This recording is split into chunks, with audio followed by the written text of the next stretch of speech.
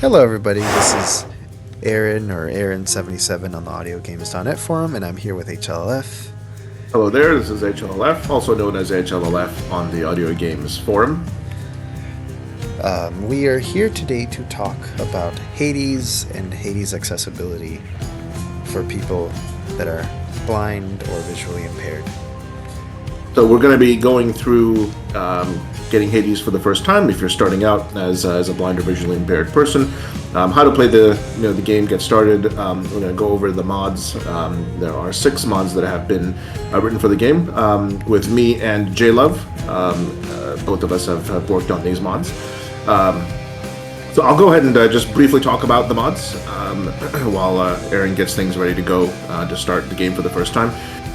We are assuming that Hades has been installed, purchased through Steam, and installed on the computer, so we're not going to go through how to do that. That's very standard process that you'd follow for all Steam games. So the mods are hosted on a website. The description of the video will contain the link to the mods.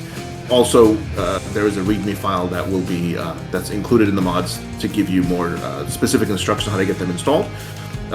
But just to do a quick overview, basically the mods will be a zip file. When you unzip them, you will have a folder there called content, and you basically copy that content folder into the content folder located off of the Hades installation folder. Once you do that, the mods will be present. There'll be a Python script that will need to be run, and once the Python script is run, then the mods will be fully installed and ready to go. Also, because the installation requires Python, you will be needing to go to python.org to grab the latest version of Python, which is Python 3, and get that installed, but that's a relatively simple process. So once everything's ready to go, just to kind of give a really quick overview of the mods, these will be demonstrated by Aaron when the game starts. But the 6 mods are... First one basically will allow all resources that you have in the game to be displayed. Second one will bring up a list of all the doors to go out of a room and into the next room. There's another one that will show you a list of all what we call rewards in the game, which is basically things that can be interacted with and picked up to continue. The fourth mod is for the shops in the game, which will give you a list of every item that's available for sale. The fifth mod will show you your status, relationship status with all the other characters in the game. We'll explain more when we demonstrate that. And the last mod, which is pretty important for blind and visually impaired players, it will prevent any damage, your character from taking damage from traps and magma in the game. It can be disabled if you want to play without that, but it is that is one aspect that is difficult to avoid traps and magma when you're moving around. So it is. I think it's important to have that, and it's given obviously there's other aspects of the game that that a sighted person can interact with and play and see that helps them that a blind person can't. It's I would say it's probably it would not be considered cheating, but so that mod is also present to make sure that we don't take damage from traps and magma. And that's a brief overview of the 6 mods, and I'll turn it back over to Aaron to get started with the game. Okay, so when you're in the main menu, you have a couple different options, and you can just OCR to rate them. By the way, you will have to use OCR to play this game. You cannot play this game without OCR. But OCR is very easy to use. With NVDA, you just press caps lock or NVDA plus R. Oops. And then you'll see play, options, patch notes, quit. Supergiant Games are the developers of this game. Jaws is a little bit similar. I'll talk about Jaws really quickly. OCR works perfectly fine in Jaws. However, there are a couple of things that I would strongly recommend changing as far as default Jaws settings to get the OCR to work better in the game. The 2 main ones are, first, the OCR engine that's used.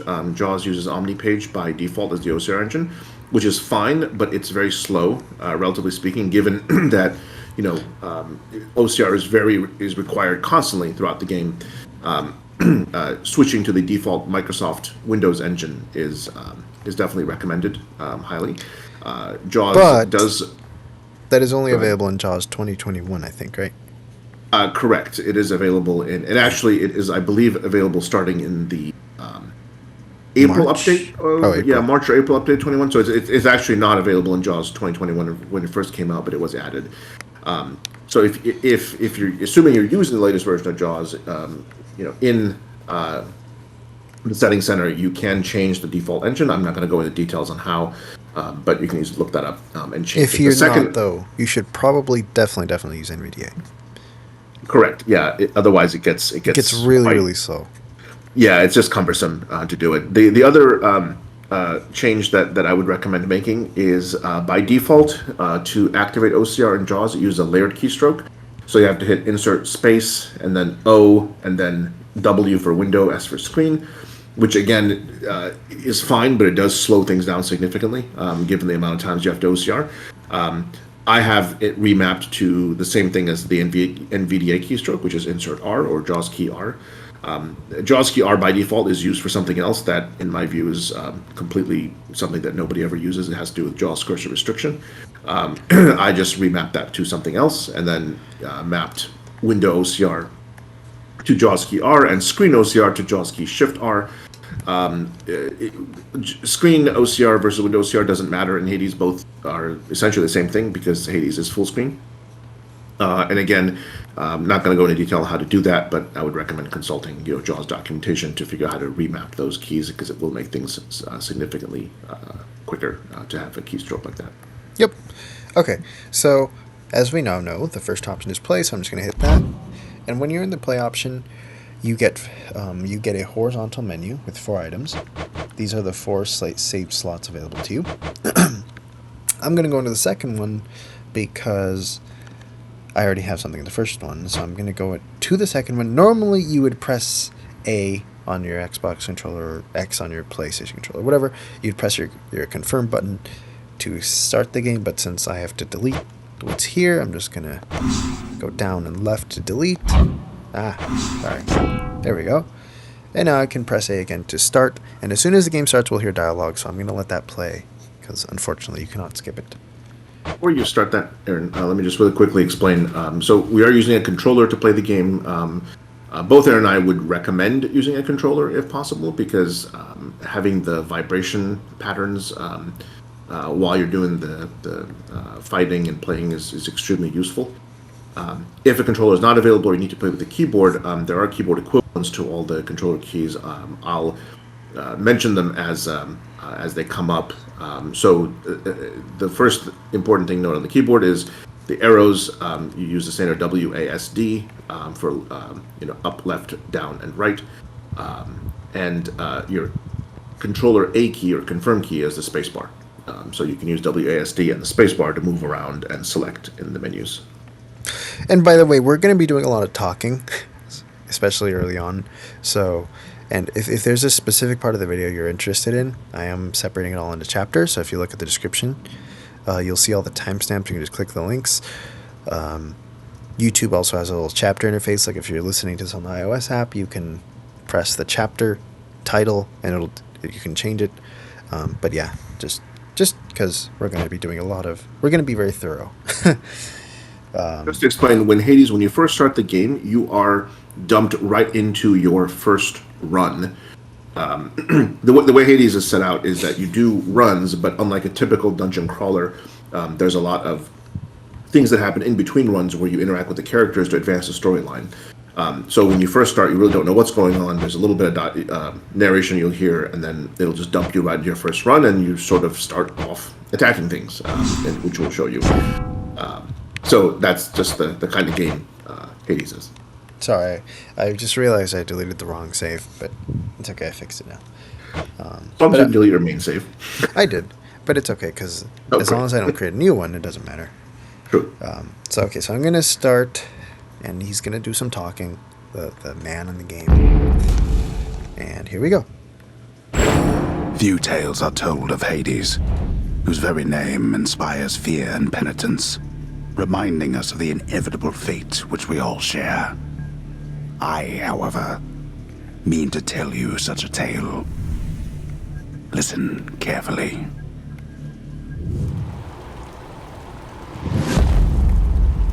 Goodbye, Father. Okay, so the game just started, and you heard a little sound. To hell with this place. Excuse me, I'm speaking. That sound is the sound that all of the accessibility mods play when they show a box. But I'm gonna dismiss it for now because we want to talk about a couple things first. So if you just started the game, you're probably hearing very, very loud music. So you probably very definitely want to turn that down a lot because you have to hear what's going on. So if you go to the pause menu, if you just press pause and then go down one, that's settings. And the very first, I think, 4 items are volume controls. So if you hit the left and right arrows, you can hear what you're adjusting. So like this is the sound effect volume. If I go down... The first one is the master volume. Oh, is it? Yep. Yeah, you're right. Yeah. Yep, because the one after that is music. Correct. Yep, okay, yeah. Yep, so the first one is master volume, then we have music. I would recommend turning it...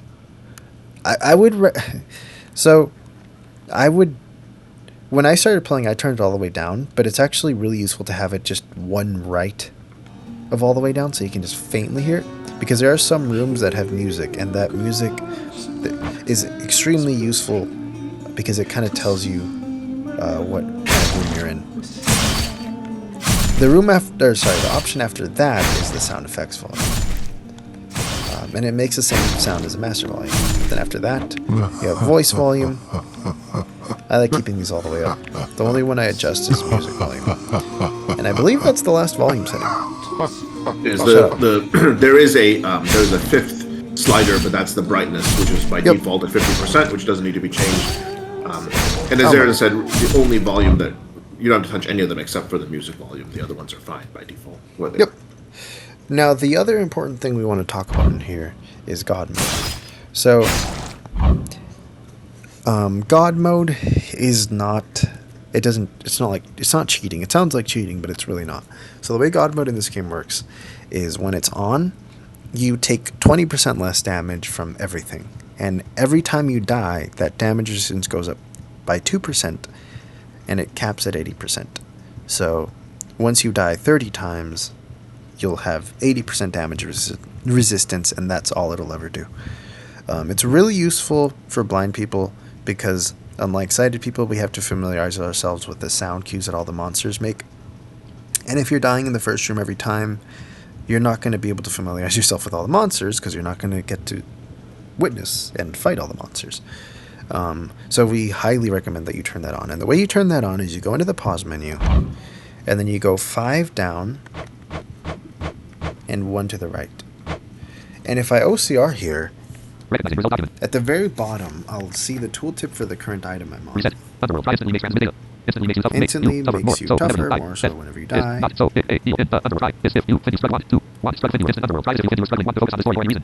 Yeah, that. I was just reading it out loud for him because he cannot hear my NVDA. So that's the tooltip, and that's how you know you're on the right option. And conveniently, it actually has different sound effects. So it has one for when it's enabled, that nice little fling, and then one for when it's disabled. So that means it's off. That means it's on. So I'm going to turn it on for now. It's important to note 2 quick things regarding God mode. So first of all, when I first heard God mode, I'm like, oh, this is cheating because I'm used to the old school games where basically God mode is like some special thing you have to enable by doing some secret codes you have to punch in stuff, and it's not actually meant as part of normal gameplay. In Hades, that's not the case. It's there right there in the settings menu, and it is available for anybody to turn on. A lot of sighted players even use it if they specifically want to, maybe advance the storyline a lot, because Hades requires potentially hundreds of runs before you actually complete it and hear all the different story. But it is, for blind people, it is very useful. And the other thing to note is it can be turned on and off at any time. it will not reset your progress in God mode. So, for example, if you've died 15 times, and remember, as Aaron said, you start at 20%, each death increases your God mode resistance by 2%. So if you've died 15 times, you're now at 50% resistance. If you turn it off, of course, it's completely off. If you turn it back on, it will resume at the same point where you did. And you could literally turn it on and off in At any point in time. Yep. Yeah, at per encounter basis. The other reason why it's good to have it on initially is because the way the accessibility mods are accessed, you have to hit a key.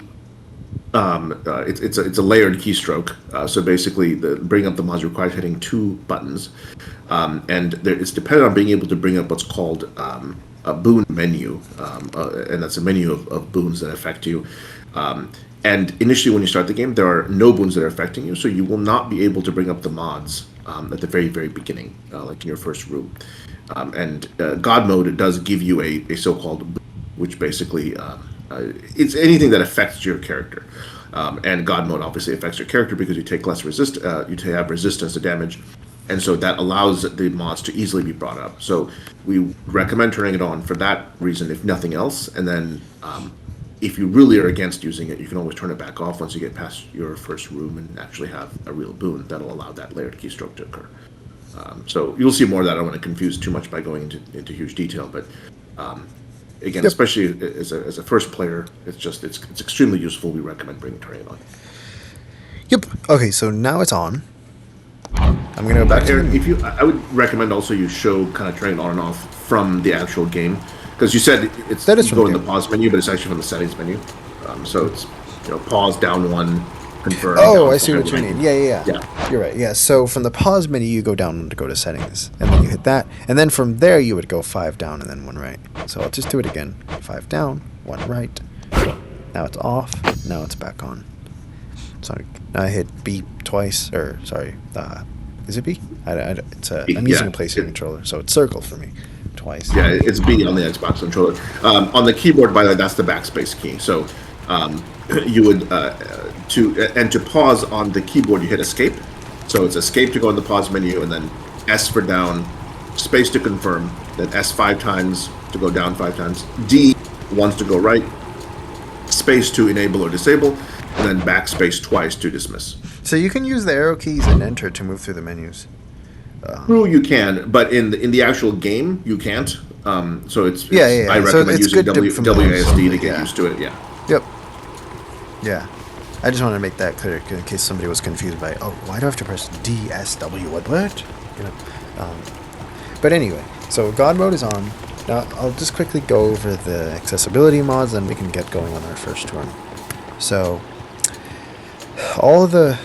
just about all the accessibility mods, like he said earlier, like hllf said earlier, require that you pull up the Boon menu, which can be pulled up when you're using a controller. It's the select button. I think that's what you guys call it. Yeah, it's select. I think on modern terminology, it's called the view button. The view. Technically, for me, it's called the share button because I have the PS5 controller. I think each controller has a different name for it, basically. But it's the button that's left of the pause button, basically. So you press that. Yeah. And then on the keyboard, it's the letter B, like Boon. Did I turn God mode off? No, God mode is on. Huh. Guess what? It doesn't work. The Boon menu does not come up when God mode is on. That's strange. It should. So I cannot demonstrate any of the mods right now. Not in this first room. Yeah, because it's not coming up at all. But I can just quickly talk about it. That is something we'll fix. This is the bug. So, see, that kind of ruined our plan, but it's okay. So, Right. So this first room basically is completely safe. It's empty. There's nothing in it. This is only the case when you first start the game. In subsequent runs, the first room is not empty. But Yep. Yeah, the first time you start, the first room will be empty. You can walk around, do whatever, all sorts of stuff. yeah, so with a without controller, any danger. you can walk around with the D-pad or the stick. I prefer to use a stick, but you can walk however you want. You can dash with A or X if you're using a PlayStation controller. Dashing is like a short-range teleport. It just kind of pushes you across the room. And it's very useful because it's basically like this game's dodge button. So when you press it, you become immune to damage for a split second. Basically for the duration of that sound. So it's really good for getting out of the way of attacks. And it's really helpful for us because you don't have to dodge out of the way of attacks as much as you just have to be dashing while an attack is hitting you. So it's much easier to move around it because you don't actually have to specifically move around it. As long as you're dashing while it hits you, you're immune to damage, so it can't hurt you. And then you have your attack, which by default you start with a sword. Most blind people hate the sword because it has such short range. And it's a combo, so you press it once, it's just a normal swing. But if you press it 3 times quickly, relatively quickly, because each swing takes time to go through, then it'll do a 3-hit combo. Then you have your special. The special for the sword, keep in mind each weapon is going to have a different effect on the attack and the special. But for the sword, it's basically like a blast of damage around you. It's very short range, but it's in a circle range, so it's kind of useful. And finally, you have the cast. That is the cast. So when you throw it with B, oh sorry, I didn't mention. You use the special with Y. Yeah. So on the controller, it's dash is A or spacebar on the keyboard. And then there's 3 sort of attack keys or offensive keys, right? So you have attack, which Aaron mentioned. Just to add, by the way, the reason to do the 3 attack combo is that each subsequent hit does a little bit more damage than the previous one.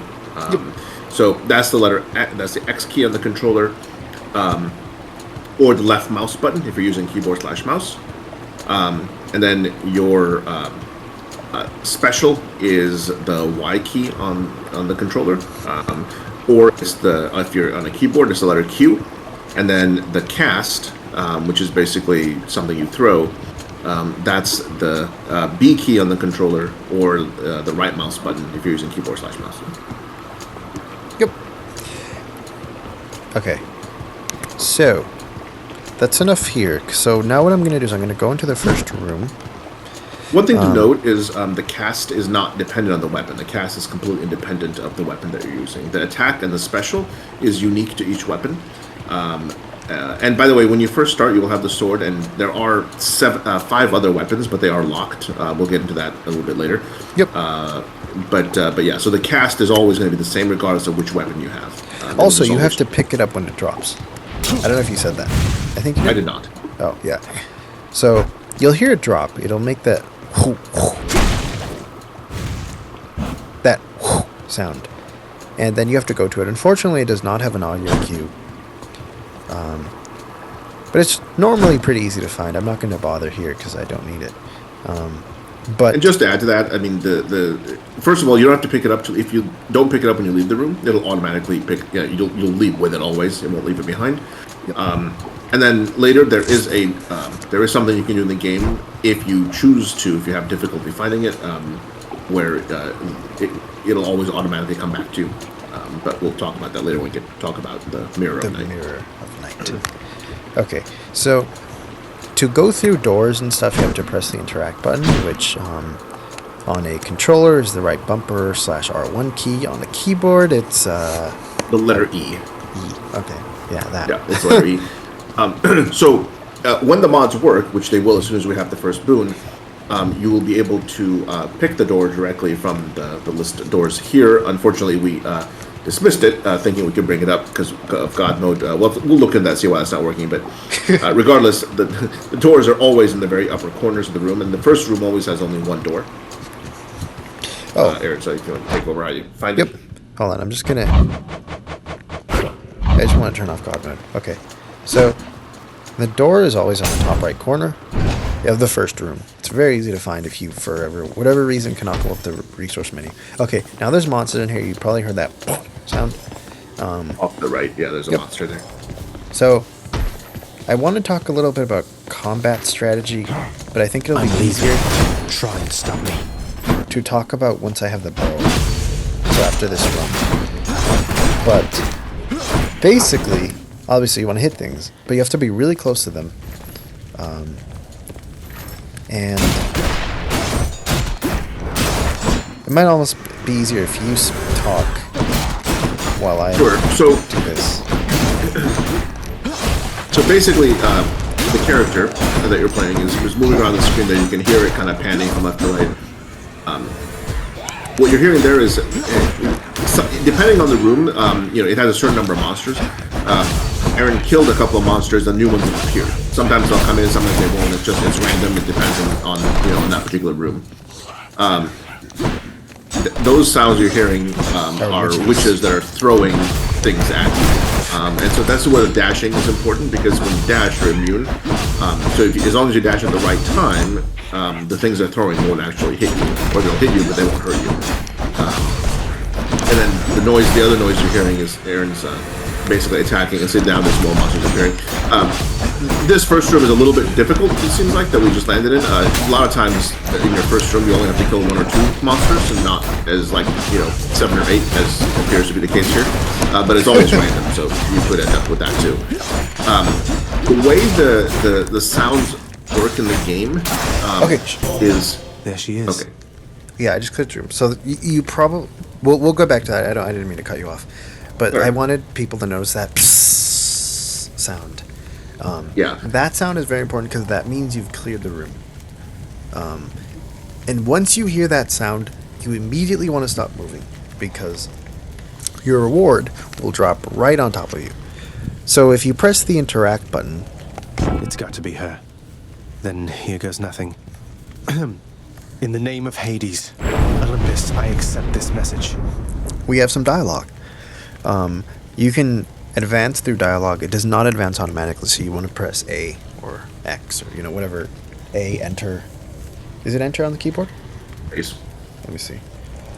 Yep. Hail, noble cousin. Now, let's get you from that miserable place. I'll see that all of us upon Olympus do our part, beginning here with me. Cool, so I'm going to press it one more time. Enter to... Oh. What? Right. Okay. I was just going to say, before you advance it, just again, and also for those of you who have not read any background in the game, I mean, we do recommend reading a little bit so you kind of have an idea of what's going on. Your character, as you can hear from the dialogue, is trying to escape the Underworld, which is run by Hades. Who just spoke to you, the person that just spoke to you, the dialogue, is the goddess Athena. You are being aided in your escape attempts by Olympian gods. There are 9 Olympian gods. The first one in your first run will always be Athena, and that's what you always start with. Basically, the boons grant you... you always have 3 choices from which to choose, and there are different powers. There's many different powers. You're presented with 3 of them randomly, and you get to pick which one you want. And that's kind of how, as you move through the different rooms, you'll get to add more and more powers to your character for that run. And that's basically, it's typical dungeon crawler style. That's how it works. The reason why you don't want to move in this first room again is because once you get this boon, mods will start working, and at that point, all the mods can take you to the rewards, to the boons, all of that. That won't be an issue going forward. It's just in this very first room, because again, the mods aren't coming up yet until you get that first boon. If you move, you won't be able to pick up that reward. You can by walking around and just kind of spamming interact until you find it, but it's easier if you just don't move, because it'll always drop right where you are. Yep. And that's your bring up. And so now there's I'll let Aaron continue. Yeah, we have 3 choices. And so these 3 choices modify an aspect of your character, right? So they can modify your character's attack, his special attack, his cast, his dash, basically all the things we talked about earlier. And there's a couple more advanced things that are really important later, but I'm not going to talk about them right now. But if I OCR here, I can see the different choices. And unfortunately, OCR doesn't work perfectly. And that is where the wiki comes in handy. I'll talk about that in a second, but I do want to quickly read through what I have here. So, OCR likes to turn G's into C's for some reason. The Peerless Defenses of the Grey-Eyed Goddess. That's supposed to be Grey-Eyed Goddess, but okay. Choose one. And here's my first option: Divine Strike. Your attack is stronger and can deflect. Your attack is stronger and can deflect.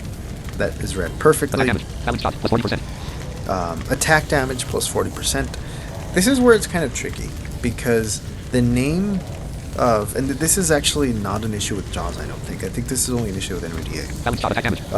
The name of the next boon is usually shown before the damage or effect of the previous boon. So, like, in this Your attack is stronger and case, can deflect. Attack damage. Phalanx Shot is the name of the second option. Balance shot. But it shows the plus 40% after the name Plus 40%. instead of before.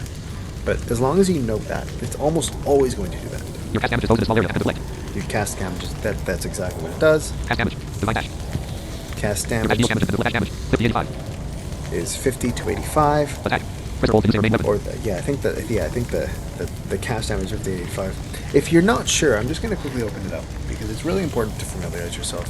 Even if you can't see, being able to use the wiki is invaluable because it has all of the information you will ever need.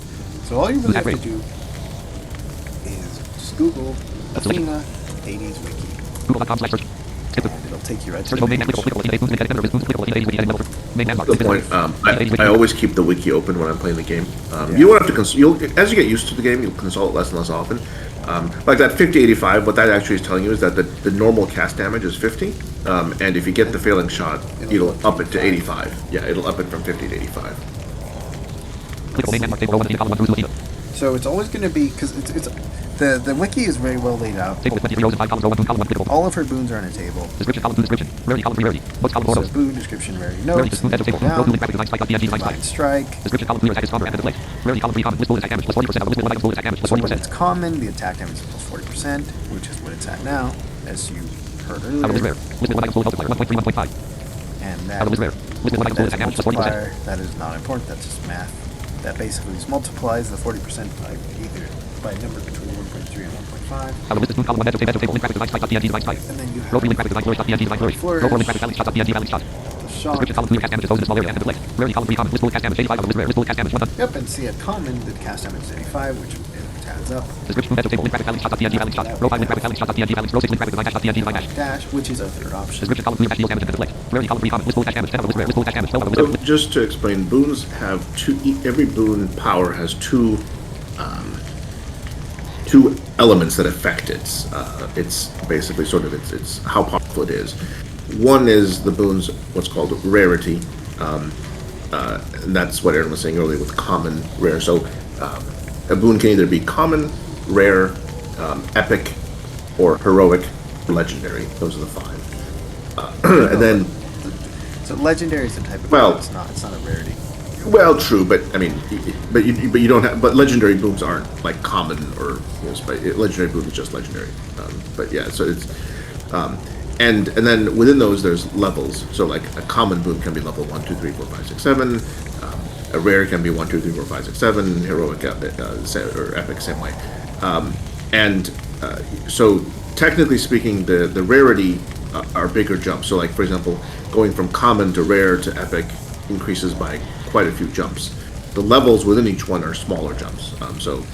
Like a level 2, level 3, level 4 is better, but obviously if you can get the rarity higher, that's always going to be preferable. So just to explain, so these I think are all common because if it's rare or epic or heroic, it'll say that next to the name. If it doesn't say it, that just means the common boom. Yep.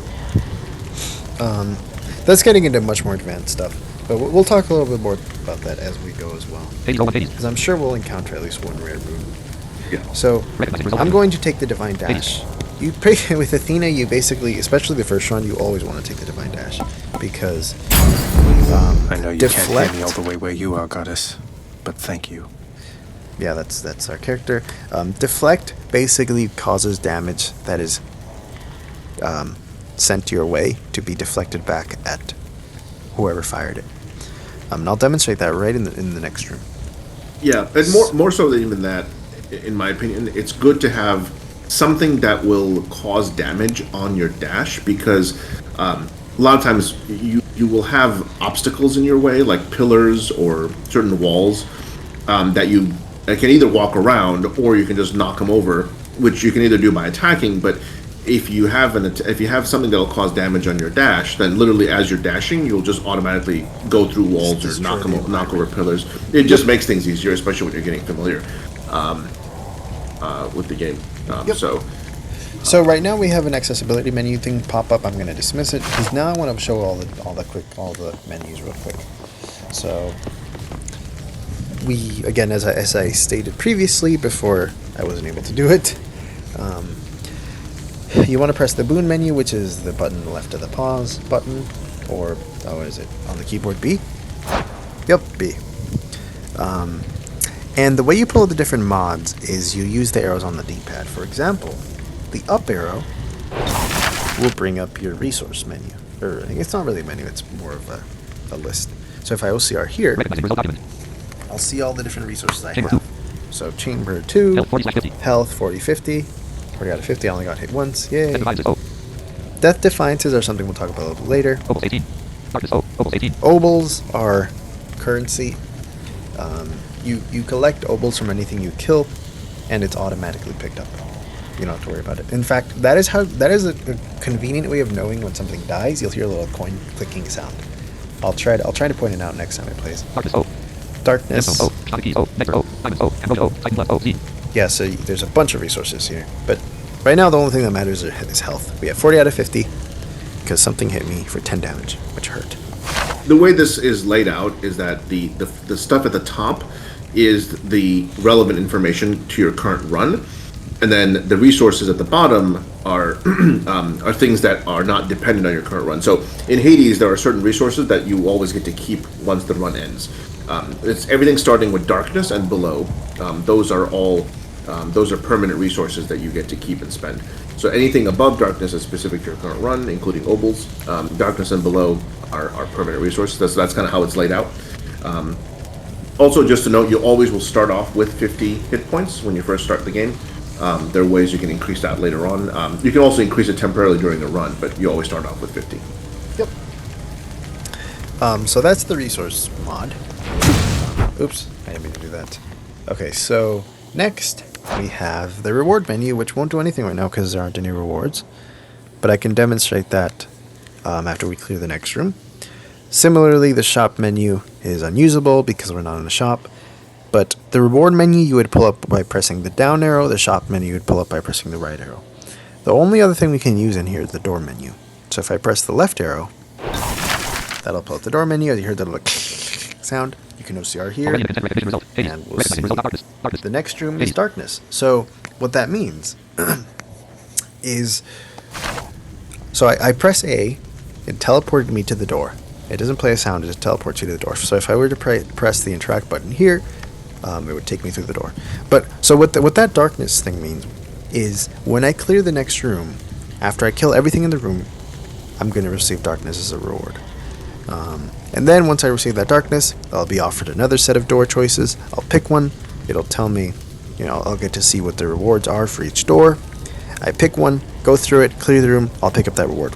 And that's basically how the game works. You kill stuff, pick up a reward, choose your next reward, kill the stuff in that room, pick up the reward, etc. That's kind of how the loop works. And every room typically has either one or two doors. Occasionally you'll hit three, but most common is two. Second is one. In this case, darkness is the only choice. So that's the only door out of the room. And this is how you kind of, once you're presented with a choice, you will decide which one you want based on kind of what the point of your run is, what your, the character that you want, the kind of character you want to build for this run. And that's kind of the decision you'll make. We'll go through that briefly, but those are all things you'll learn as you keep playing the game, which obviously, what's good and what's not, and what, how you want to do it. Yep. Darkness is one of the permanent resources in the game, which we'll discuss why, what that's used for later, but it is, it was in the resources menu if you recall, and it's one of the permanent resources. Yep. Okay, so I'm going to go through this door, and I'm going to fight stuff. But the first thing I want to demonstrate when I go through the door is the deflect. So I'm going to go through it. I'm going to walk toward these witches. Stand aside. They're going to attack me. Okay, that pillar falling down. That sound is the deflect sound. Ow! I dashed too late. But you can actually hear the projectiles coming at you. You just have to know when to dash, which is something that will come with practice. Unfortunately, I don't think I'm hitting it with the deflect. So I'm just going to kill it. I just want to demonstrate how that works. So deflect on the dash gives you a bit more time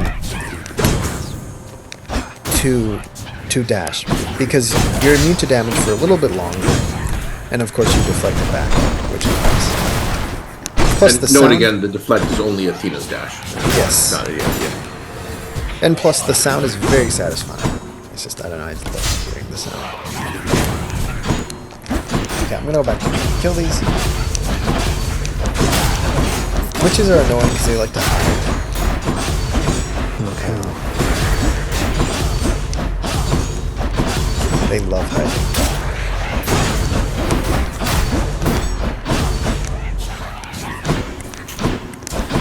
I hate that I got hit in this room.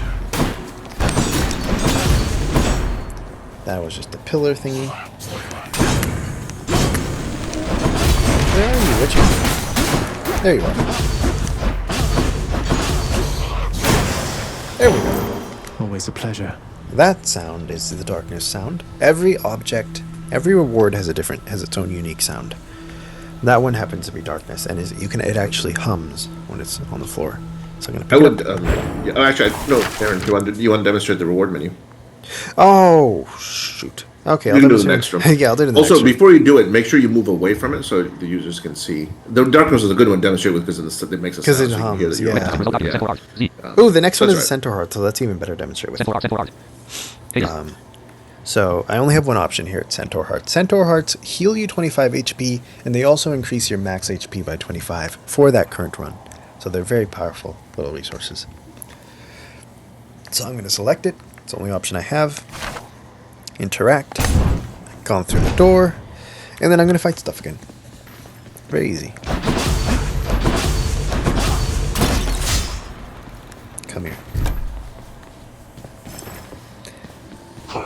I like to let these attack first, and then I hit them, because then I know where they are.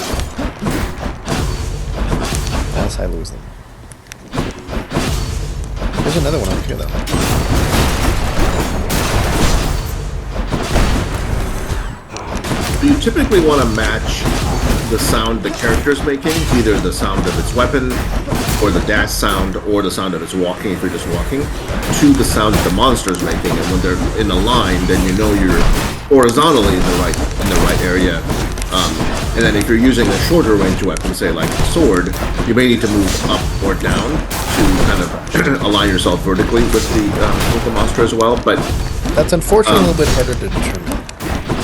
yeah, it takes a little bit of practice. Once you do, it's really simple. There we go. So Okay. yeah.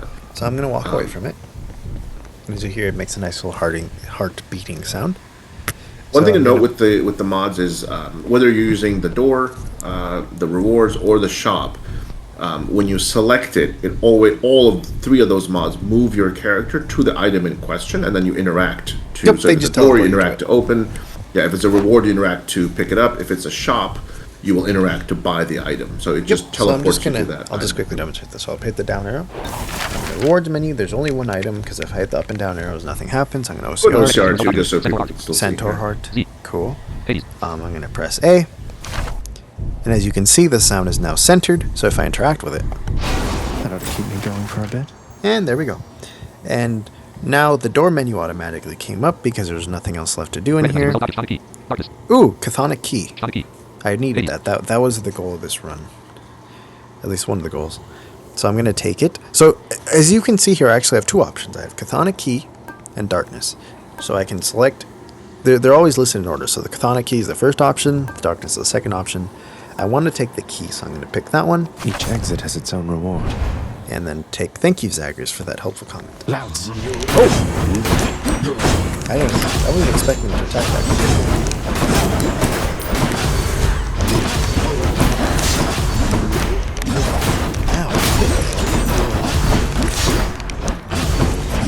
And as you now know, these are called louds.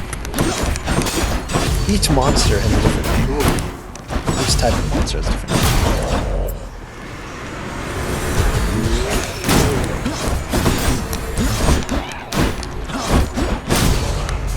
those are witches. I think I said that earlier, but...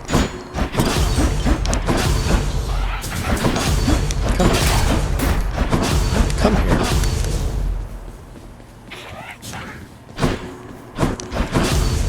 Hit you.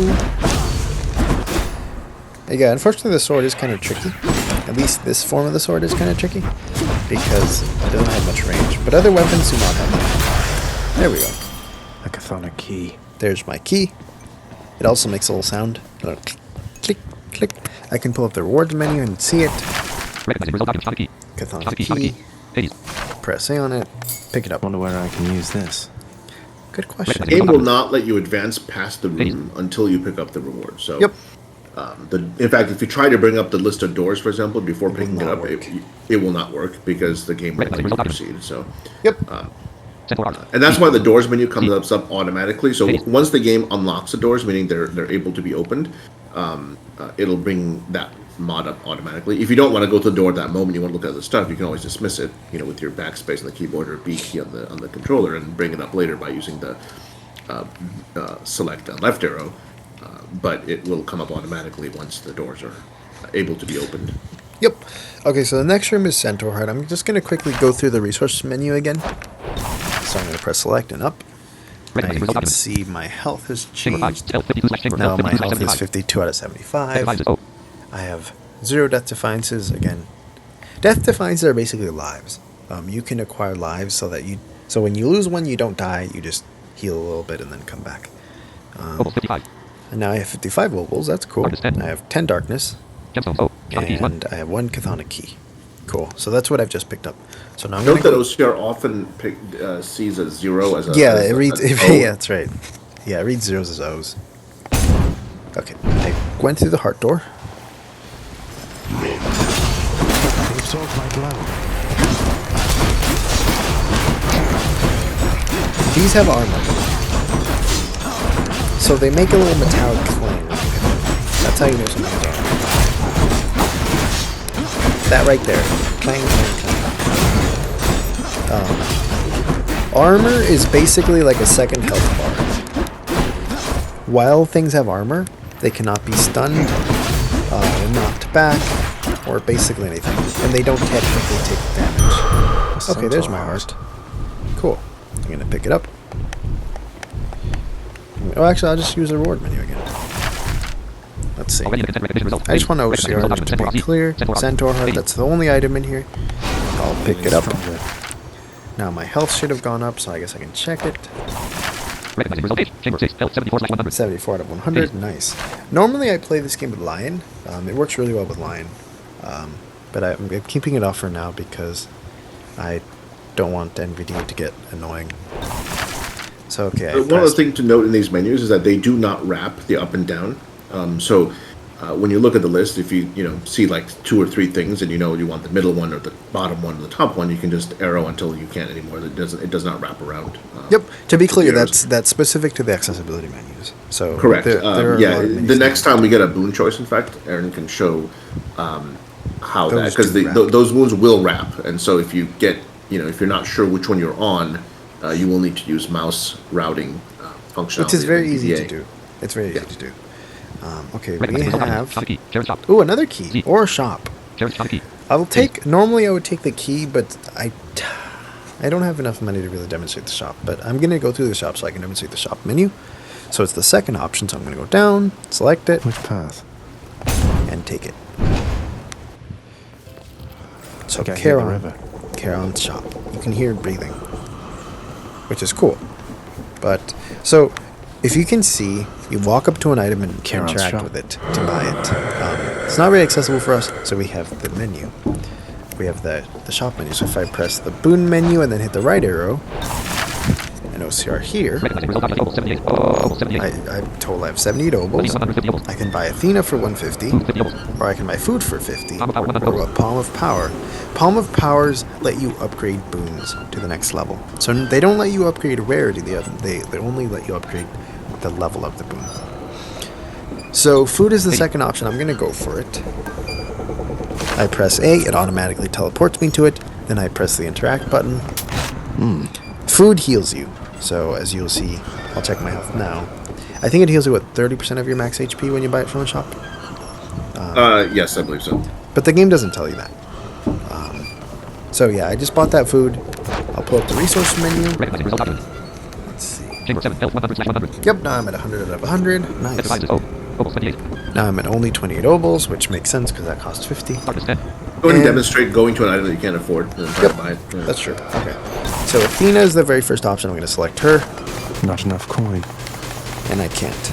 Yeah. Note that if you see a god named like Athena there, that just means it's a boon. It's a boon from that god. Yep. Yeah. So it's just you can just be able to get Yes. more boons for them. One other thing I can do in here is I can talk to Charon. And the way you do that is in this case, you just walk up to the breathing, but you center it, then you press the interact button. Keep in mind, even if you're lined up horizontal, you may not be lined up vertically, so you might have to move up or down. And you can kind of tell pretty easily, because if you go down and the sound gets quieter, then you know he's in front of you and you just go up. But yeah, so I just spoke to him. There's a dialogue. He doesn't really speak. Why, good to see you, Charon, mate. Just minding my own business, taking in the sights, and sure is awfully convenient to be running a deal like this. I had all this coin I wanted to get rid of. I have Do Not Disturb on, but I got an emergency alert. That's very important. While Aaron checks his Amber Alert or whatever he has, so Charon is the shopkeeper and for all the shops in the game when during the run. So it helps to know some Greek mythology. If you don't know Greek mythology, these names won't mean anything to you. But if you do, Charon is the guy who runs dead people through the river Styx into the underworld. You also don't need to know Greek mythology. He did not know any Greek mythology before he started. Yeah, I mean, well, I knew some. No, but it was. But yeah, I mean, yeah, but the wiki also has all these explanations, and I mean, also, it's, you kind of learn as you play as well. As you Exactly, introduce the characters. Okay, so I just spoke, and that's it. So now I can pull up the door menu again by pressing select and then the left arrow. Already the consent recognition result. Hades. Recognizing result. Aries. Z. Ooh, now we have Aries. Okay, I'll take it. Hades. So again, I choose the door, kill everything inside. Numbskulls. Yep, these are called numbskulls. They leap at you and they bite you. They're not very nice. Not very friendly fellas.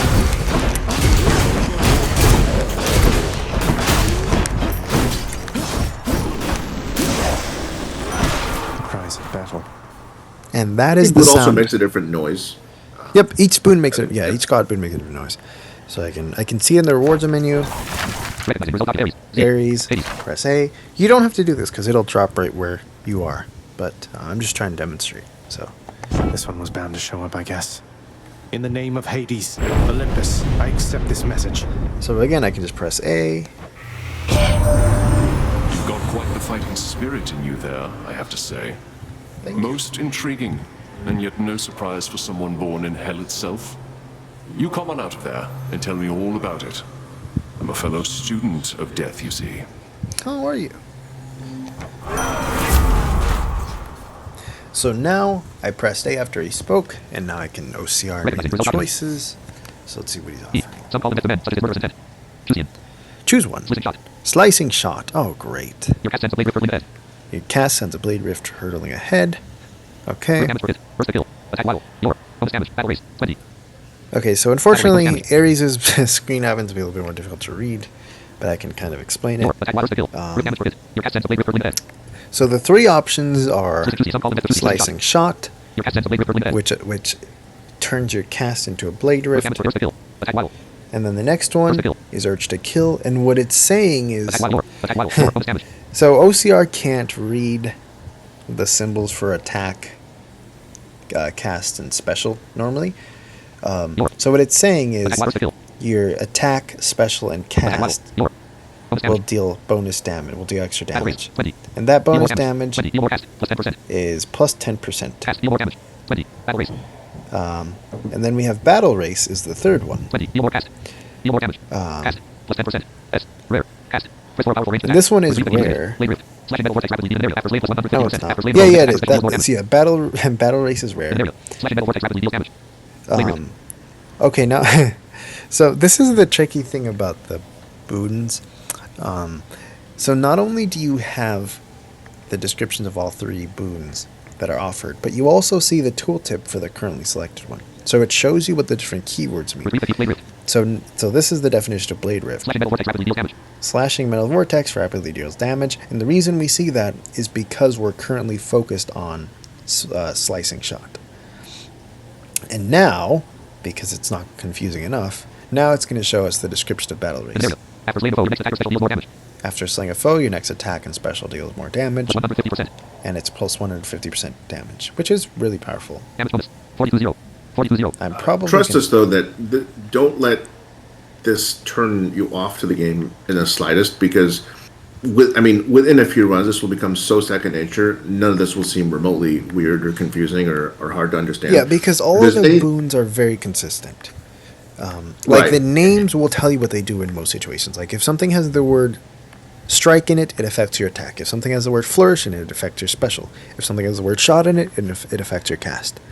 And also, any of these that you're not sure about, you can always look it up on the wiki and see exactly what. Literally, all you do, again, Google Ares Hades wiki, should be the first result, second table, and then you can see all of his boons in a nice, easy to read table. And once you're familiar with all of them, you never have to look at the table again. I keep the wiki open, and the wiki has a search feature within it, and once the wiki is up there, I'll just search within the wiki itself, and it makes it really simple. But yeah, this will just become very second nature understanding these. So don't stress over it too much. It's not a big deal. Yeah. Okay. So one thing I did want to demonstrate, because HLF did bring it up, is the. So I'm just gonna move the cursor to a random thing. Oh no, I'm lost. Now how do I fix it? So the way you fix it is by moving the mouse, and that's really easy to do. So, it's going to be different whether you use NVDA or JAWS. So Aaron can explain how you do it with NVDA. I'll explain how you do it with JAWS. Yep. Okay. So, OCR, you get the normal results. I want the last one. I want battle race. So I'm going to go all the way to the bottom, arrow until I hit battle race. There's battle race. So now, you're going to press 2 keystrokes with NVDA. So you press NVDA Shift M. This is if you're using laptop layout. If you're using desktop layout, I'm honestly not sure. Because I know you use a numpad, but I don't have a numpad. But you press NVDA Shift M. That basically moves the mouse to that spot. Then you press NVDA left bracket for the left mouse click. And it didn't work. Why is it working? Oh, it didn't work because that's what's selected. So I'm going to move the cursor. Because if it's on, you're not going to be able to do it. Battle race. Because it's on it. Why is it working? That's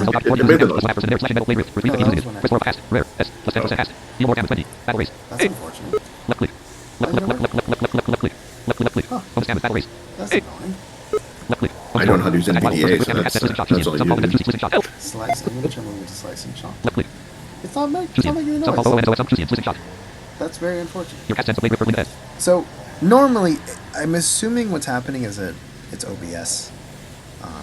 Probably has some kind of overlay that's screwing with the mouse cursor. So that will work 99.99% of the time. There is another way of knowing which boon is currently selected, though. And that's if you OCR and read the tooltips. So you see slicing shot, that's not important. So right now, I know that slicing shot is the selected boon because I see the description of cast, press, it's supposed to, it's an icon, so it doesn't say what it is, but press B for a powerful range to attack, retrieve to keep using it, and then I see Blade Rift, slashing metal vortex rapidly deals damage in an area. So that's how I know that's what's currently selected, because if I go down to where battle race would be, I should see the description of attack and special. It's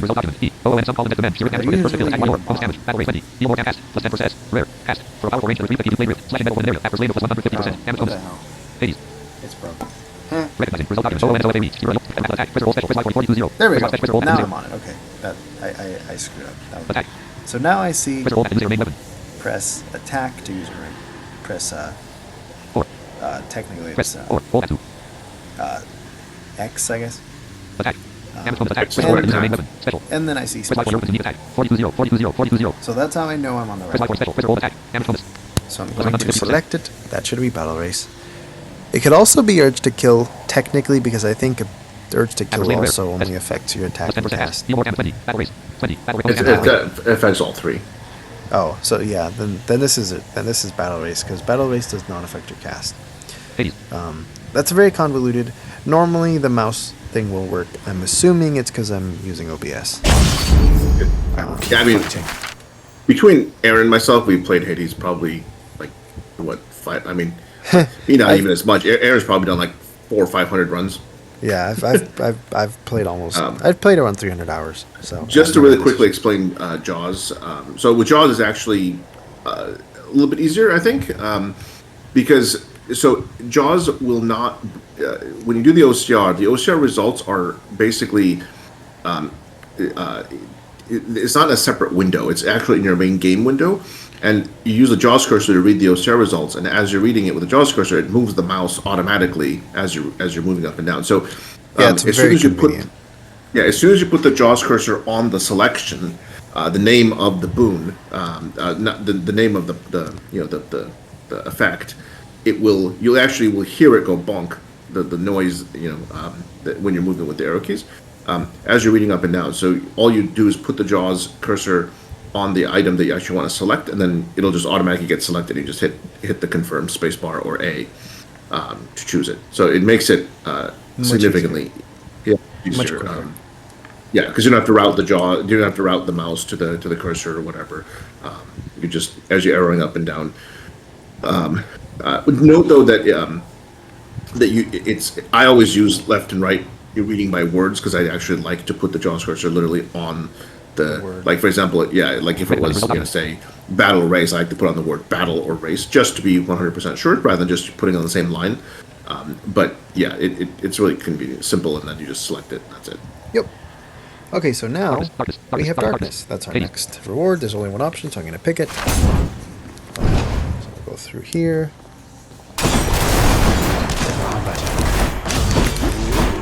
Yep, as Zagreus told us, he is armored. Or it is armored. It is no longer armored. And it is now dead. Well, dead again. But there are sounds pretty much literally for everything. Like getting armor has a sound. When the armor is removed, there's a sound. It's very overwhelming at first. And there's a lot of sounds that you miss, but that's okay. Just know that they're there, and as you play, you will eventually learn them. You'll get to learn them. That's the sound of things. Yeah, that's a new monster coming in.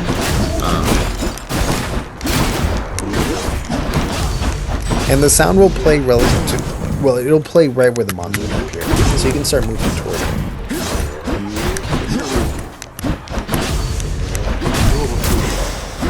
And now everything's dead, and there's my darkness. I'm going to pick that up. And now we have Artemis, Elite. Okay. Oh, Elite. Okay.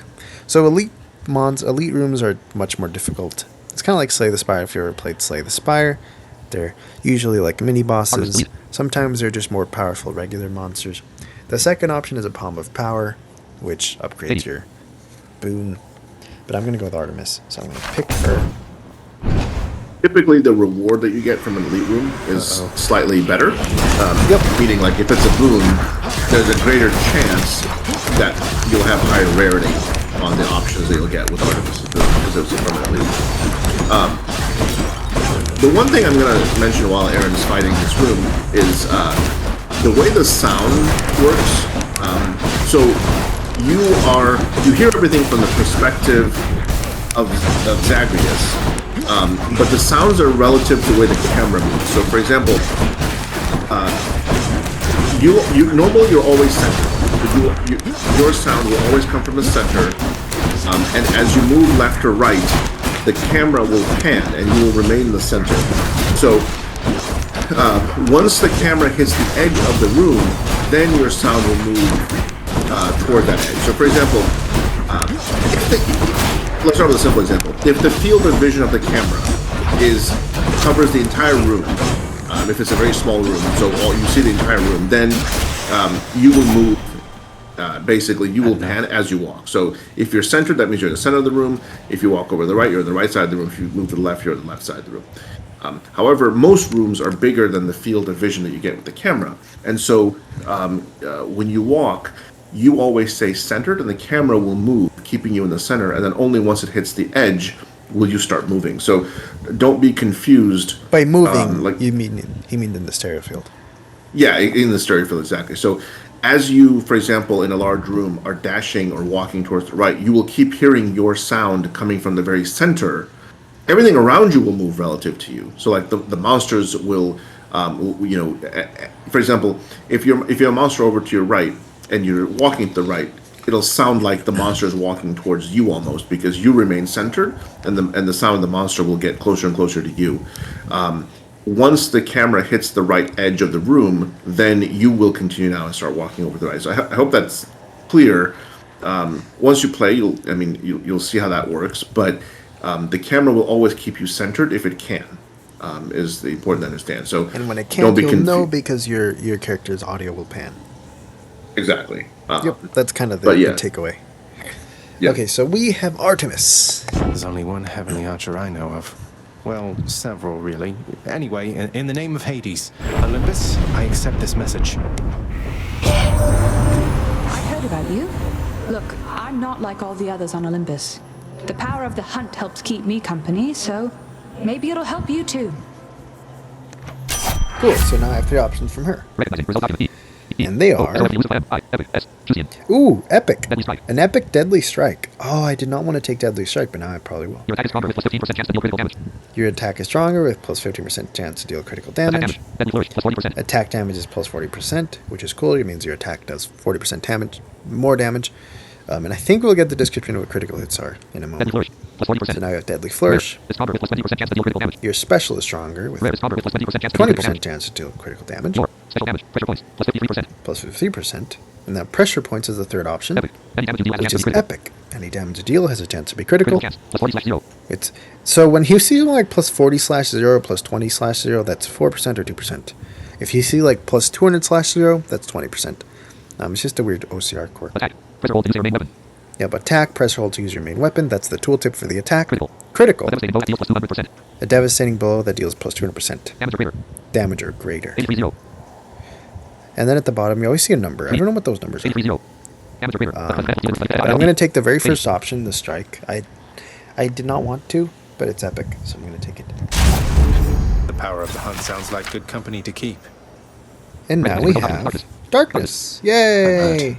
I can't heal myself, but I can fight. Now let me check my health. That's a good point.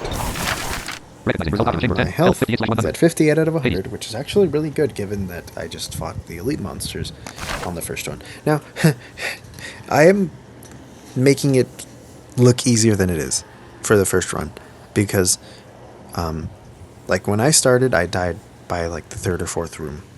You basically, when you're starting the game for the very first time and you're new, you're going to die right away. And that's fine. I'm just going further so I can collect all the resources we need so I can quickly demonstrate all the things without having to do a million different runs. So don't be discouraged if you die on the 2nd room or the 1st room. It takes a lot of practice. Let's see.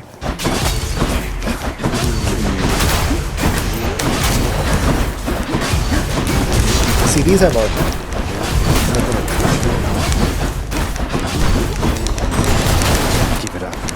Oh, if you're that cute, that sound means that you got a critical hit. There it is. There it is again.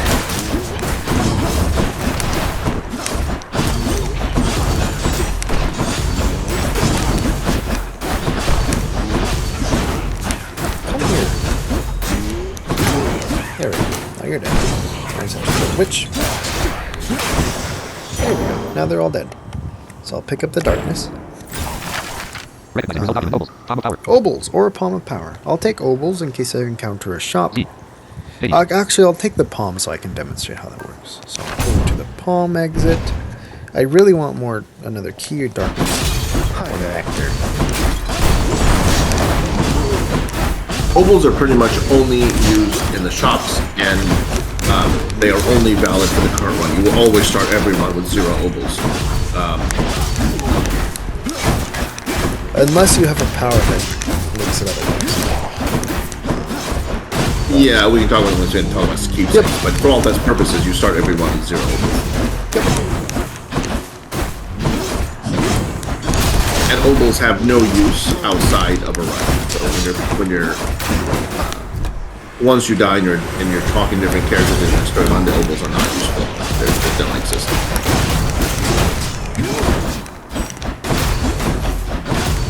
Aaron's getting a fair number of critical hits there.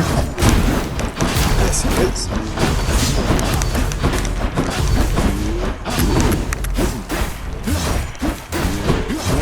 Hades is one of these really cool games because, just the way they designed it, without accessibility in mind, but they put in sounds pretty much for everything you could possibly imagine. It's just amazing. good game design. It's amazing. Which really helps us. But yeah, it is incredibly well done. It is. Okay, so here's our palm. Gods grant me strength.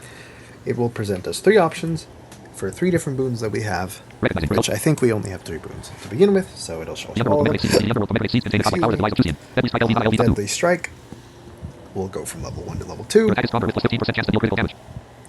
Your attack is strong. It shows you the description of the boon, and then it'll show us the upgrade, so it'll go from 40% to 48%, and then the second one is dash. Dash damage will go from, I think it's originally 10. For some reason it doesn't read the divine dash damage properly, but it goes up to 16, which makes sense. Battle Race will make your attacker special after slaying a foe deal 180% more damage instead of 150% more damage. I'm going to go with the first option. I want to make my attack deal more damage, because that'll always deal more damage, whereas the Battle Race will only deal more damage immediately after slaying something, and it will only be the one attack after that, which is kind of hard to do with a sword. So I'm going to take it. They must have lots of these upon Olympus. Yeah, which ones you want to upgrade? These will all come over time as you get familiar and understand how the strategy of the game works. Yep. Okay, the next also room... just on your own style. Yeah. It's not necessarily a right or wrong answer, per se. Yeah. So now we have to choose between a shop or Athena. I'm actually going to go for Athena here. Actually, I'm going to take the shop because it might have either darkness or a key. I keep forgetting that the goal isn't to win. I have 126 obols, which... there's Athena here, but I can't afford her because I need like 24 more obols. But hey, whatever. One thing to note, if you're in the room before a boss, so just a really quick structure of Hades, there are 4 game, they're called biomes, or biome, B-I-O-M-E is how it's spelled. So each biome basically is a section of the Underworld. So you have Tartarus, Asphodel, Elysium, and Temple of Styx. And each one has a boss that you have to fight. And the room before the final boss fight is either always a shop, or if you go to the other choice, like in this case, this is the penultimate room, just the room before the boss fight for Tartarus. That was Athena. If Aaron had chosen Athena, it's a freebie, so there's no fight. You just automatically will get Athena. You can pick it up free of charge. So that's how that works. The way you, if you want to actually show in the resource menu, Aaron, the chamber number. I just did. Sorry, okay. you can hear, but I just did. It's that chamber. Yep. Sorry, I can't hear NVDA. Not to get too much in the weeds, but basically the first line will show you the room number that you're in, which room. So, like in Tartarus, they're always the boss is always in room number 14. Room number 13 is always the one before. You can read about this more on the wiki, kind of with each of the different sections and kind of what they are. But the chamber will basically tell you how many rooms you've done, and that number will keep going up throughout your whole run. So once the boss is fought in room 14, the next room will be 15, so on and so forth. Just to give you an idea of kind of how that works. Yep. Okay, so the next room is going to be a boss room. I'm going to skip the dialogue because I don't want to spoil the story. But I'm going to pick up this food. Charon's shop. Let's see what my health is. I'm most likely going to die here, and that's fine. In fact, if I win, I'm probably going to make myself die in the room after that. Because I don't want to have this run drag on too long. But I'm going to look at the at the door menu. And Titan Blood Elite. Titan Blood is used to upgrade weapons. It is used to unlock different forms of each weapon. It's all stuff we'll get into a little bit later. So I'm going to go through this door. The door. I'm going to skip all the talking. Well, The this is boss awkward. of Tartarus will always give Come on, you mate. Titan Your Blood father's- as your reward. I'll have to... For the And then, first. For the for the first one. a taste of all this. Yeah, she's pretty tough. You will probably die to her like, I don't know, 10, 15 times before figuring out how to beat her properly and getting good with the game enough to do that. That's okay. Yeah, because it's hard. You have to learn the sound cues. Yeah, you have to learn to. I mean, sometimes I recommend, to some folks, literally just sit there and get pummeled by the monster just to be able to hear. Because a lot of times when you're trying to dash and you miss a lot of the cues. And I'm dead. Yeah. She's kind of mean. She is kind of mean. Damn it. I'm home. Okay, what were you saying? Talk about the keep talking about Yes, carry on, everyone. Don't mind me. keep talking about the what you were just saying. About I'll get to the house. Yeah, no, I mean, so basically what I was saying is that it's okay. You're gonna die to these many times, and then you'll eventually be able to kill and then move a little bit further. Then you'll die to something else, and then it's a slow progression. That's okay. Also, keeping in mind that with the 5 permanent resources that you have, well, actually technically 6, which is darkness, gems, nectar, diamonds, ambrosia, and titan blood, you'll be able to use those things to do various things. They all have their own purpose. Again, this can all be read about on the wiki or just get general gameplay, and you'll be able to get stronger between runs. Darkness is used for the Mirror of Night. Gems and diamonds, they're used for the House Contractor, which we'll talk about. Titan blood is used to upgrade weapons. Nectar and ambrosia is used to build relationships with characters, and all these things will basically allow you to get stronger and stronger and stronger. So as you kind of fight them, you will be stronger. Not to mention, as I said, most of it's going to be just getting more practice and understanding better how the game works, picking the right boons, coming up with the right strategy to be able to be. So you'll forward at a slow pace, but eventually you'll be able to.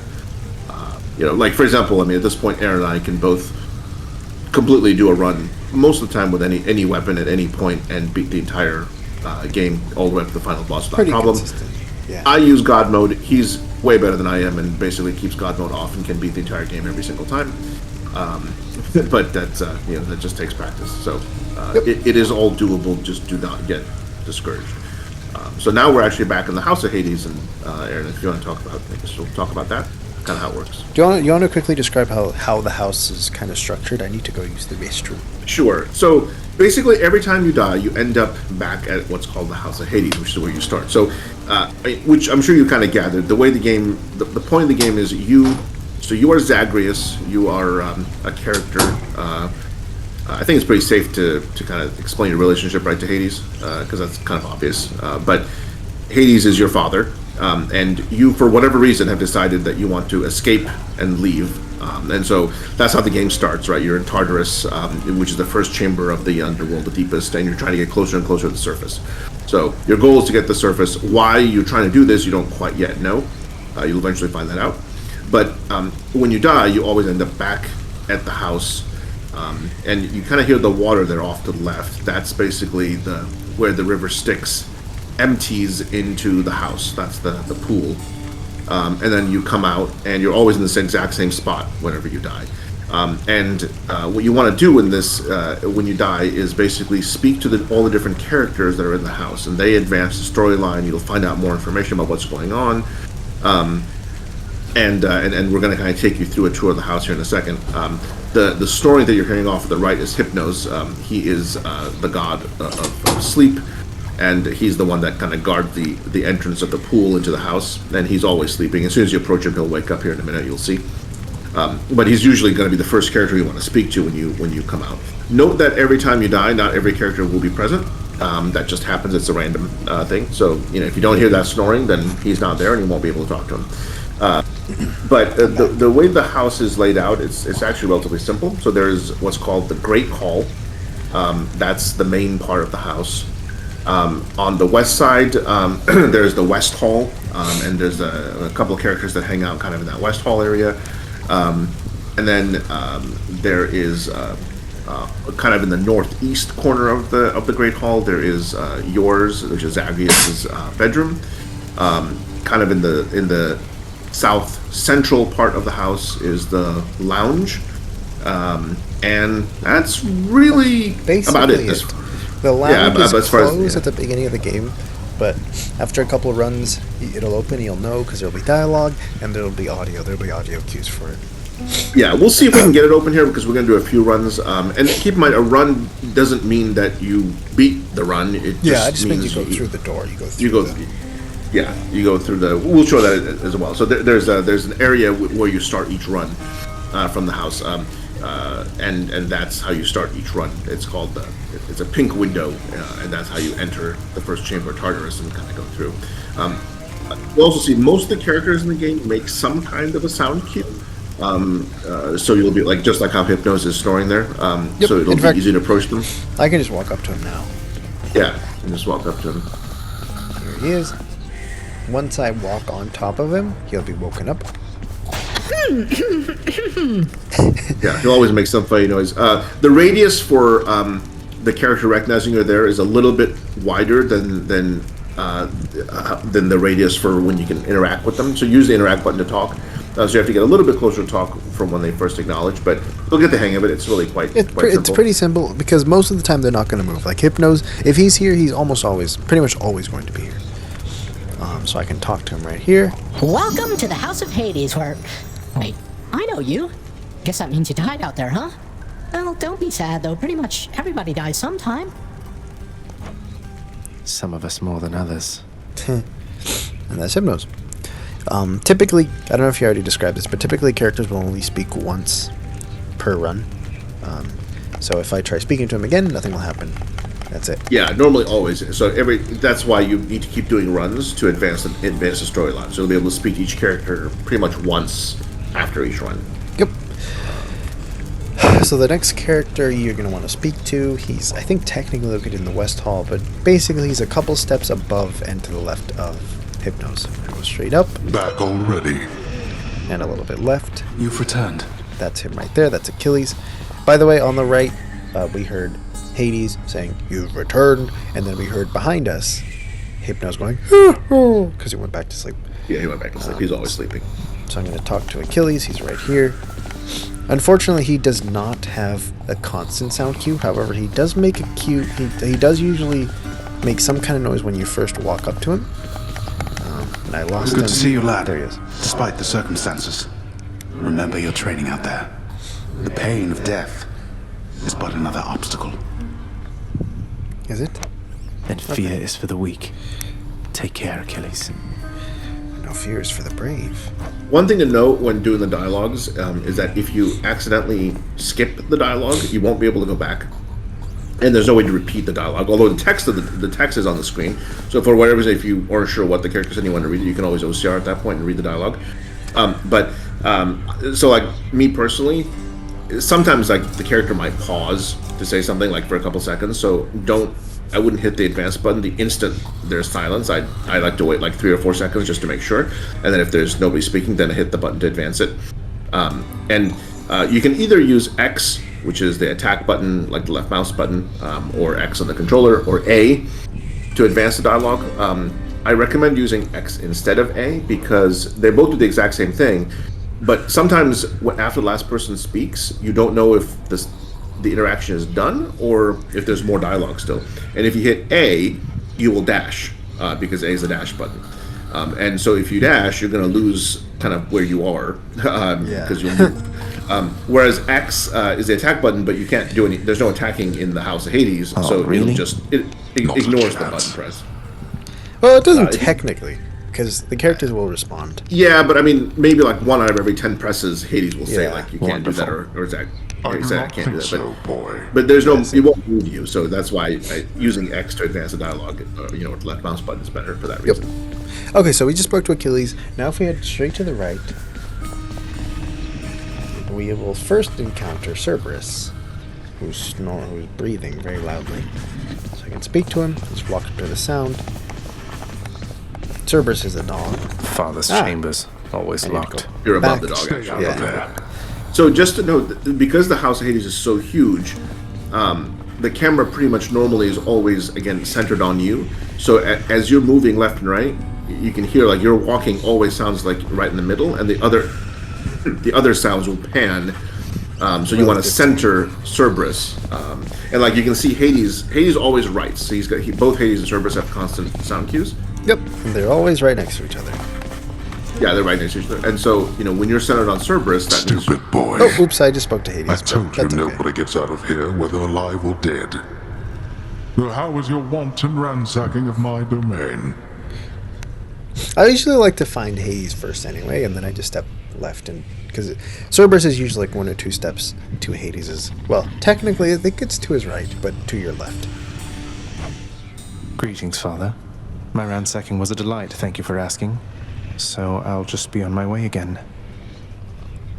Yep. That's the end of that conversation. Be on your way indeed. What do I care? You shall never reach the surface. Go. See for yourself. Okay. Now he's back to his writing. I can take 1 step to the left, basically. Maybe 2. I have to step forward just a tiny bit. Come on, Cerberus. There he is. Infernal watchdog Cerberus regards the Underworld prince with mixed emotions, from purest joy to deepest melancholy. You watch over things for me, won't you, boy? You know I'd take you if I could. You can also pet Cerberus by pressing L2 or the left trigger, whatever. There's a good boy. Yeah, you always want to pet Seek Cerberus. pity someplace else. Because Cerberus is a good dog. Okay. This is not technically a major spoiler, but just one thing I want to mention. This was a concern of mine, given I absolutely love and adore dogs, and Cerberus, of course, is a very cute dog.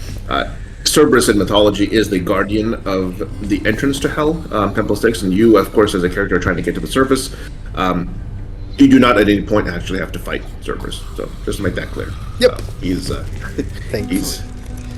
Thankfully. That would be really bad. So, yeah. Okay, so now, next up is Nyx. I think Nyx is the only person we can speak to on this first floor. And she conveniently just spoke. But she's basically below Hades and a little bit off to the right, and kind of a little bit off to the right.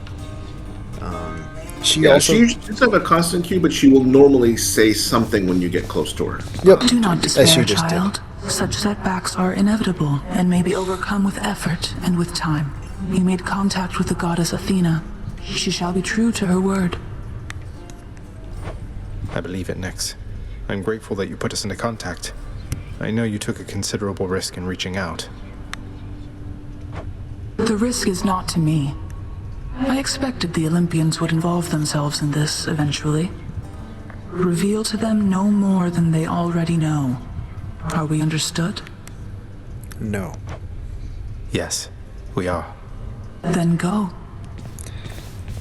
So I recommend paying attention to the dialogues. So if, for example, you had listened to the dialogue, of the different gods, kind of as we were going through, the gods are, you can tell they're basically under the impression that Zacchaeus is coming to the surface to come to Olympus, leave the Underworld to come to Olympus and join them. That's kind of what Nyx is referring to here. Make sure that's what they know and that's all they know. Again, as you kind of go through, you'll get a much better idea of what the relationship is. But the storyline is extremely complex. the amount of actual dialogue in this game is more than the entire Harry Potter's Order of the Phoenix book, which is of course the largest of the Harry Potter books. So there is an incredible amount of dialogue in the story that happens. I think it's in the about game. 350,000 words. Yeah, it's amazing and crazy. So it is, the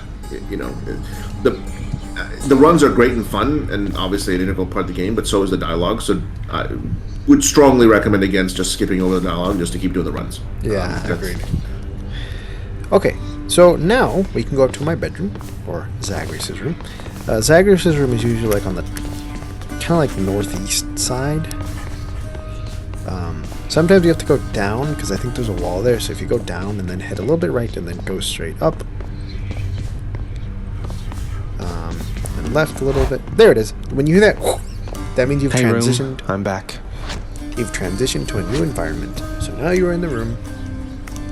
There's a bed in here, but even more importantly in the bed, believe it or not, is that humming sound on the left. That sound is the Mirror of Night. This is where you spend all your hard-earned darkness. Night and darkness guide me. Beautiful powers. One thing, Aaron, by the way, if you want to go back, or we can do it later, but you did skip over the house contractor. He's not there yet. Oh, he's not there yet? Nope. Ah, okay. Yep. Yeah, he doesn't show up until after the second run, I think. Second or third, yeah.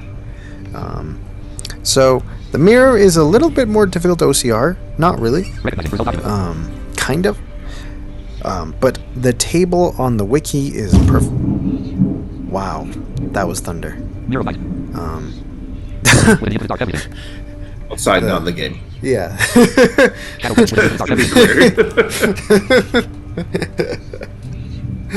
Oh, that scared me. Zeus is one of the Olympian gods, and of course he has lightning and thunder. Ironically, we will actually see him next, because the second run of the game always shows him as the second one. As the first god you see. Oh, great. Mirror light.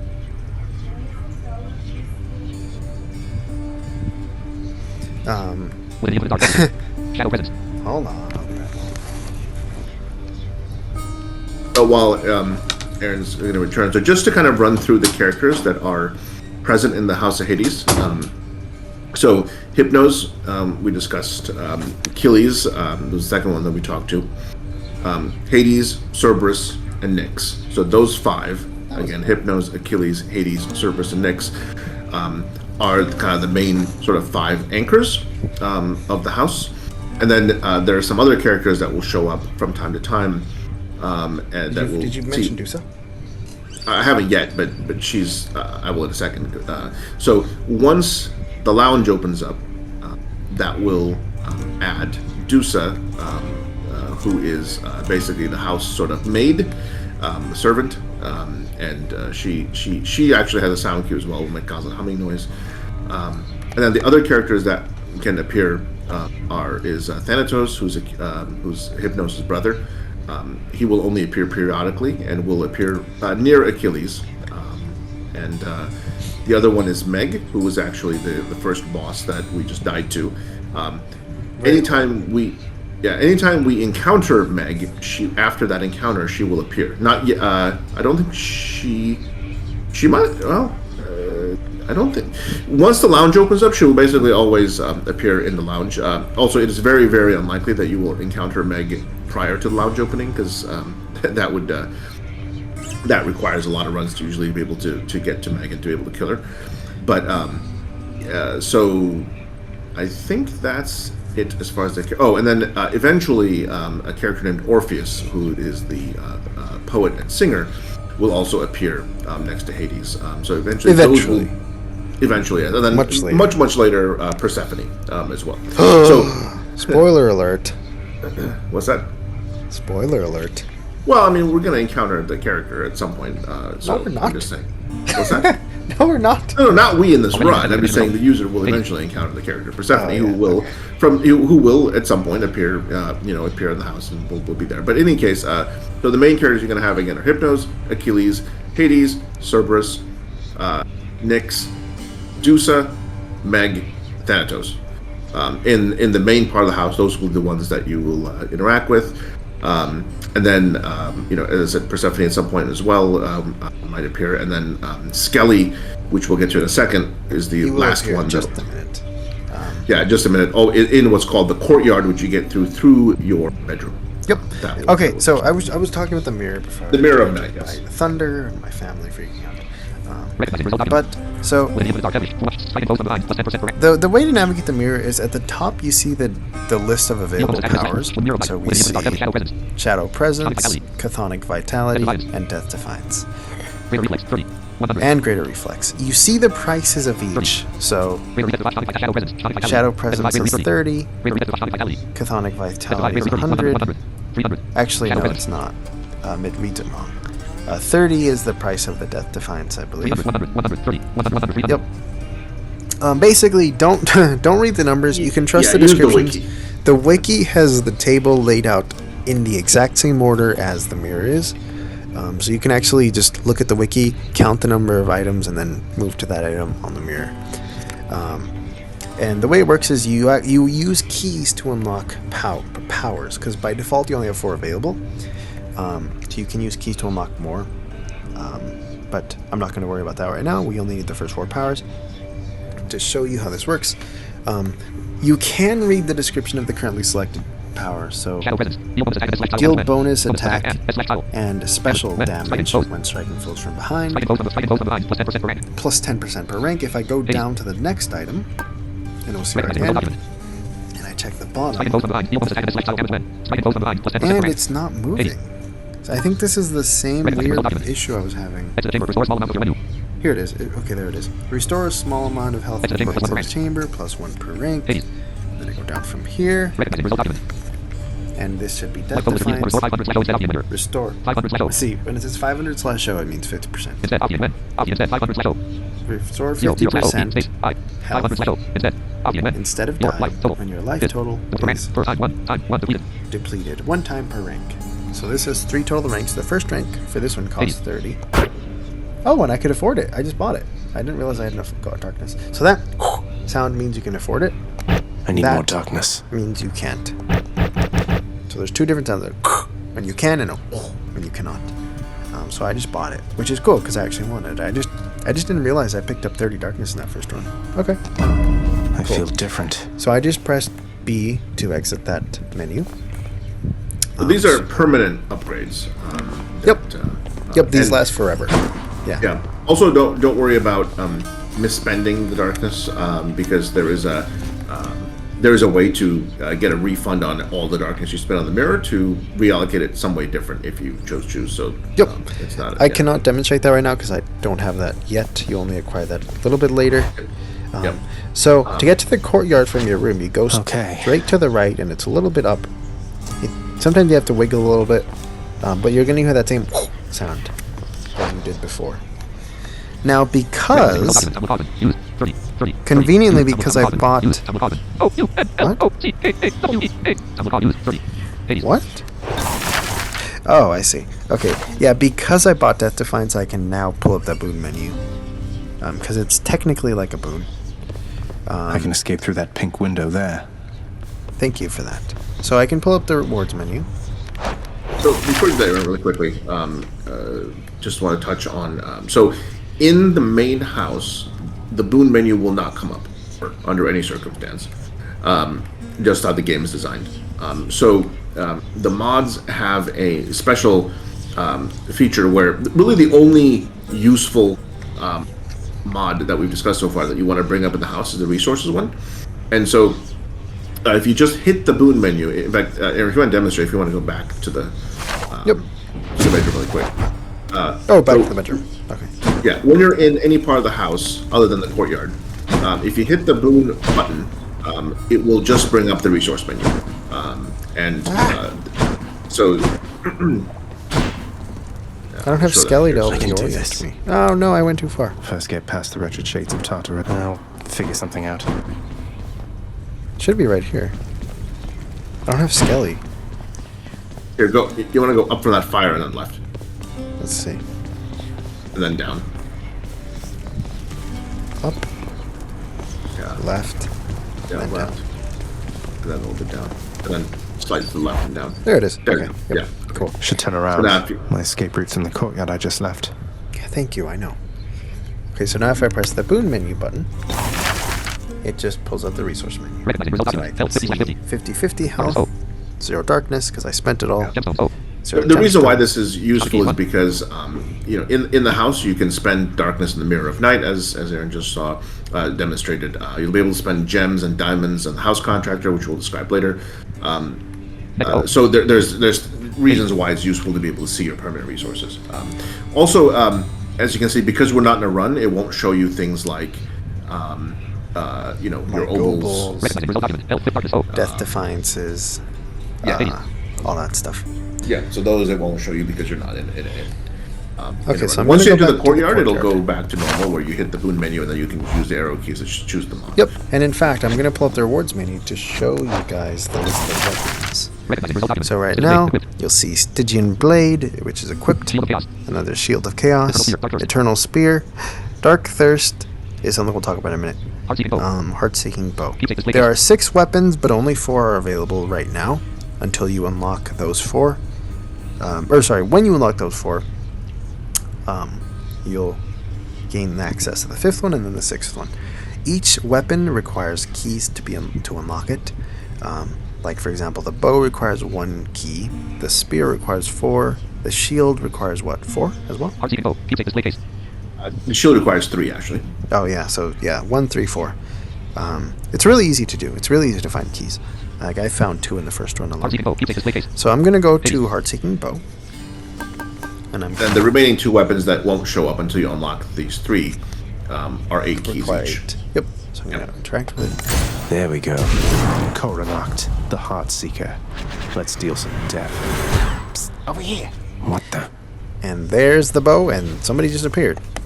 So let's figure out who it is. I'm just gonna walk to where that sound was.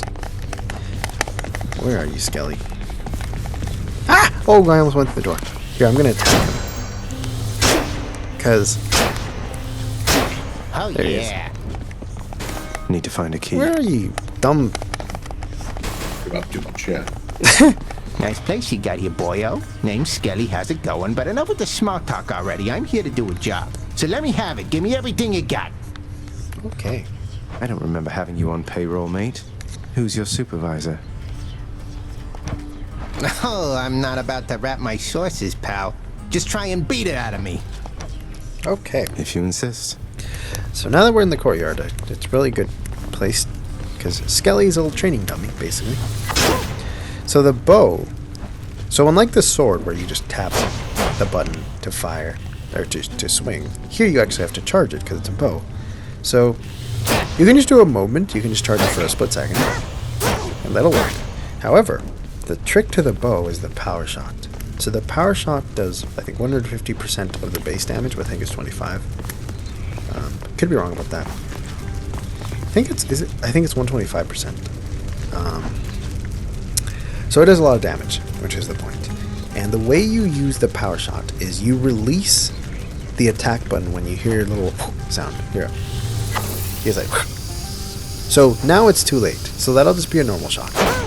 But that was also too late. That is the perfect time. If you're the, that means you got it. Power shot. So when you first get the bow, I recommend you literally just practice that. You want the power shot to be like muscle memory. Nice. There's also a second form of the power shot. So most weapons have a dash attack, which means the attack will do something slightly differently when it's activated immediately after your dash. For the bow, the dash strike is just that the power shot charges much quicker and deals slightly less damage. So watch. And also, the sound of the successful power shot change is like more like a steam releasing out of a valve sound. Like psst. So as you can hear, that's quite a bit quicker than... Oh, too late. Than that. I could hit harder than that. Yeah, you could.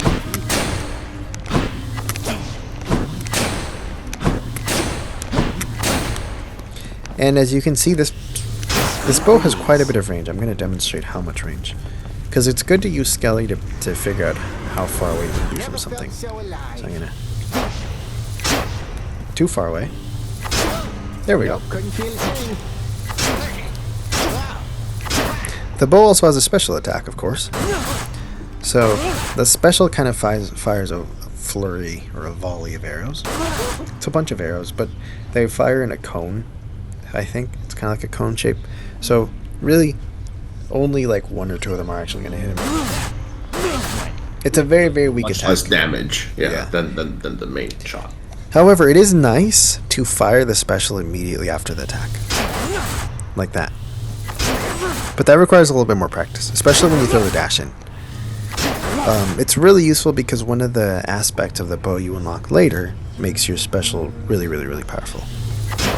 And you unlock aspects of weapons by spending Titan Blood on them, but you can only do that after you've unlocked all 6 weapons. And again, how do we know all this about the weapons? Read the wiki. Wiki is your friend. Wiki is your friend. It's like Wikipedia, and basically Hades is an amazing wiki. Everything about the game is pretty much documented. Yep. Okay. So I think we've gone over everything we wanted to go over, right? Is there anything I'm missing before I start the second run? Okay. No, that's everything. Yeah, we're going to start the second run. So, I don't want to be up all night, so second run's going to be a lot quicker. Third one's going to be a lot quicker. I'm just going to... Because I feel like if there's anything we need to cover, we will cover it. Give me strength. Sorry. So to go through the exit, you go to the very last item. Thunder. Is that...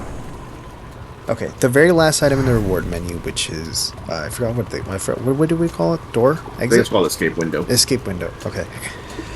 There's a big one. We're going to do another run. We'll go over that the third one. Yeah. So, when you start a normal run, because the first run of the game is very unique. It's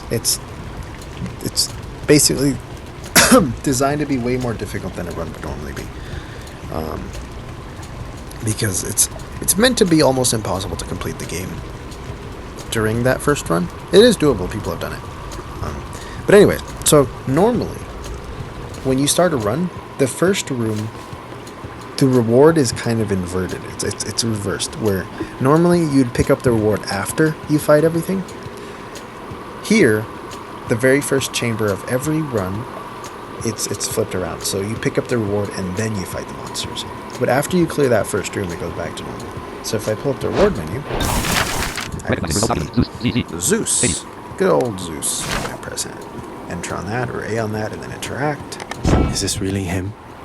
Okay. In the name of Hades, Olympus, I accept this message. Cool.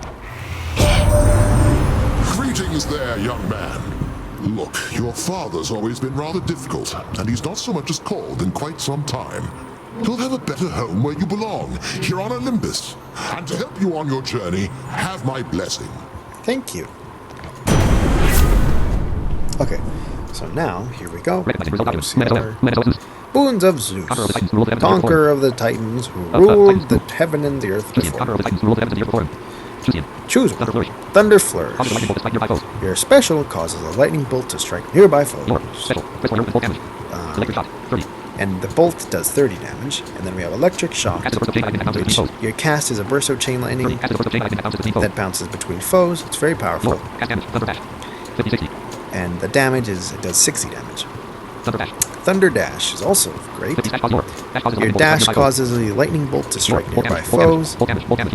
And of course, for whatever reason, I can't see the damage on the dash. It's on the wiki. I'm going to take the dash. I'm assuming the dash, let me see. Oh, it's 10. Okay. I moved to it now, it shows damage. So I'm going to take the dash because I don't want lightning on the flourish. I would prefer it on the attack. And I don't want it on the cast because I don't use the cast nearly enough this early in the game. So I'm going to put it on the dash. Lord Uncle Zeus lending his support. I never thought I'd see the day. Now I kill things normally. Right. Whenever. And I just cleared the first room.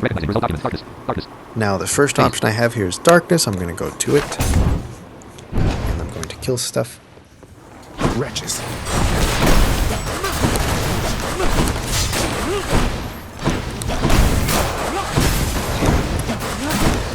As you can hear, there's lightning now when I dash.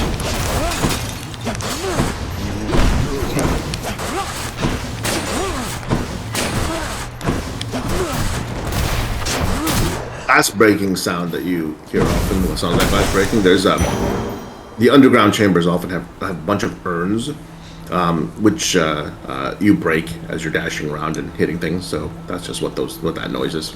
Yep. Also, one important thing to note, the attack, so the boons, like your strike boon and your flourish boon and your cast boon, you can only have one boon in each slot. So there's 6 slots that you can only have one boon in. The strike, the flourish, the shot, the dash, and the call, which is something I'll talk about if I see a call. And I think there's one more. Isn't there one more? Is there only 5? I thought there was one more. Well, technically dash strike can be a separate boon, although... No, dash strike, that's only Artemis. That is her dash boon. Is it only? Okay. Yeah. No, I think there's only 5. I thought there were 6, but I guess there's only 5. Okay, yeah. So you can only have one of each. So let's say, I took Zeus's dash. Now let's say I encounter Athena a little bit later and she offers me her dash. Her dash is guaranteed to be both a rarity level higher and a level higher. So let's say I have a level 2 rare lightning dash, whatever, thunder dash, whatever it's called. Then I take Athena, her dash is guaranteed to be epic and level 3. It's kind of an incentive to get you to take their boon instead of the other god's boon. So yeah, just know that you cannot have 2 dashes, or 2 strikes, or 2 flourishes, or 2 casts, or 2 calls. Okay, I'm gonna pick up this darkness. Mine now. It is yours. And now we have obols. Okay, let's take them. That's our only option. Also note that you will encounter the same god multiple times, so you can have multiple boons from the same god, and that's a specific strategy, in fact, to build up multiple boons from the same god. So it's not like when Aaron chose Thunder Dash for Zeus, that doesn't mean that we'll never be able to put another Zeus boon on anything else. Right, exactly.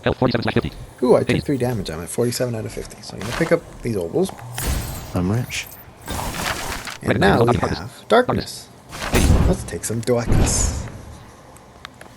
The goal of this run, by the way, is to find some nectar, which will explain when we do what nectar is. Another one of the permanent resources. And ideally some gems. Ideally some what? Gems, probably. Yeah, maybe gems too. So we can do a little bit on the contractor. If he shows up. Okay, so there's my darkness. Oh, Artemis or Palm of Power? I'm gonna go with the Palm. I don't really want Artemis. Speaking of darkness, as we just picked it up too, by the way, what Aaron did to demonstrate the Mirror Knight, which was to spend 30 darkness on the Death Defiance, that is something that we would recommend every new player always do. Yeah, that should be your first purchase. Yeah, it's by far the most important one. Starting out. Starting out, exactly, because it'll allow you to stay alive, give you extra life.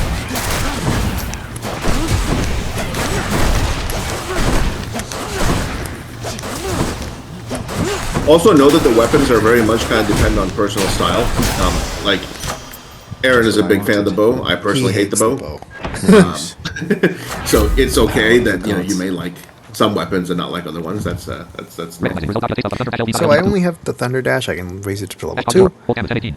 It'll make it go from 10 to 18 damage. Sure, why not? It's only optional. Power. Why not? Ooh, Darkness Elite. I'll take it. Also, Aaron, look at the rewards, because I think a well opened up. So, yep. There is a well of Charon. So, the well screen is a little bit trickier to read sometimes. So, these are like... You can spend your obols, which I don't think I have enough to buy anything. Let's see. Oh, I'm at 25 health out of 50 already. Okay, I have 136, so I can buy stuff. So I'm going to interact with the well. Okay, so that's the description. Then there's always 3 options. Life Essence. Restore up to 18. It says E, but that's health. And there's Gaia's Treasure. Gain... I don't actually remember what Gaia's Treasure does. It gives you darkness. I thought that was the Stygian thing. I don't remember. And then there's Stygian These are all in the Shard. wiki. Passive trap steal plus 5% damage. Yeah, reading the price is a little bit tricky, but again, like you said, these are all in the wiki. They're perfectly readable. They're very, very easy to read. It's a table. Really, really easy.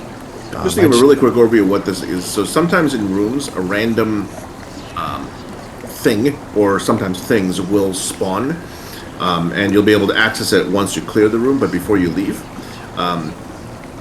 There's usually an audio cue, like you may have heard when the room was, once we chose the item for the palm and the doors unlocked, there was a little noise to indicate that, yeah, a watery sound, the well spawned. In fact, you can hear it coming in front of it, so if I walk around, it moves. Yeah, so like now it's off to the right. There's wells of Charon, which are kind of like little mini shop-like things. There's what's called a pool of purging. Later on, you'll see that there's infernal troves. There's multiple things that can spawn. They all have different sounds. Yeah, they have different sounds. They explain what, but you'll be able to get to them all by the rewards menu. So you can always look at the rewards menu. One thing that I'm considering is maybe putting in some kind of sound alert to say that one spawned. But the game has them pretty much built in. It's just sometimes in a very large room, if it spawns in a location that's not close to you, you may not be able to hear it. But we'd recommend usually before going through the doors, just double check the rewards menu, see if there's anything there. But otherwise, yeah, you can read more about what these are in the wiki. But yeah, there'll be a few things that can spawn like this. They'll get you to the rewards menu. Yep. Okay, so I'm going to buy the very first item, which is Life Essence, and that'll heal, I think, 18 HP, I think it's at. That one. So now I can check my health. And I'm at 47 out of 50, look at that. So now, my doors are Darkness Elite or Charon's Shop. And since I just spent some of my money, I'm going to go to the Darkness. I would have gone to the Darkness anyway. So one advantage to going to the shop, even if you don't have any money to buy anything, is that it does count towards the chambers. So again, if you remember, I mentioned earlier, the boss is always in chamber 14 in Tartarus. The shops do count as a room, so it's basically a freebie room with no monsters. So right now, I think we're in room number 3. The next, instead of room number 3 being the room where you have to fight in, it would have just been a free one. You just literally just go into it, open the door, and go to the next door. So something to keep in mind strategic-wise. If you don't want to fight, then you can go to the shop. However, obviously, if you fight, then you can get resources in this case. Oh, we're in 6 already? Wow. Yeah. Okay. Let me see. So not even close. We don't have anything in the rewards menu, so let's see the door. Poseidon Elite or Centaur Heart. Oh, I'm gonna go with the heart because I haven't found any nectar yet, and I want to guarantee my survival. Let's see. Plus, I want to see Zeus again.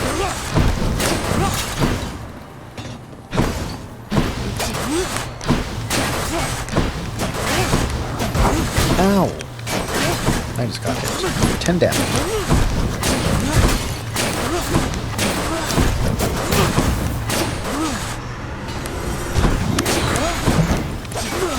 And these have armor, as you can tell by the clown. It's namely because it was an elite room. So elite rooms can contain either mini bosses, or armored foes. A bunch of armored enemies that are just standard enemies. Yeah, you can still have armored enemies in non-elite rooms, but the odds of them are. Yeah, but the odds are lower. I think there's only like just a couple of enemies. Yeah, as you can see, elite rooms are, and if you just heard that sound, that means that your HP is like at, I think it's at 30 or 40%, and we just lost it. Yeah, we just lost it. But you can see that Death Defiance kicked in there, so we just died. So but yeah, however, note that the Death Defiance does bring you back at a not at full health. It's a percentage of your max HP. Oh, that was horrible. Okay, here's my heart. That's good. So now, Ares Elite. Okay, I guess I'm probably gonna die here. Great. That's annoying because I didn't find any nectar. Give yourself 20% resistance. Yeah. Now I have to survive. You and me.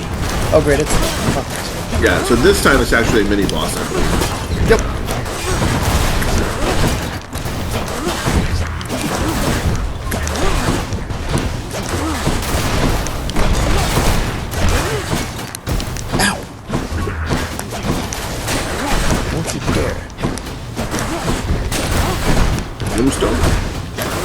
No. Which one is it? It's the skeletons. Oh, it's a skeleton. Oh.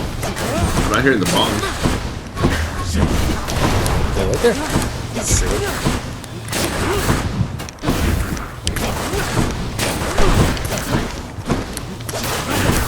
I got one of them.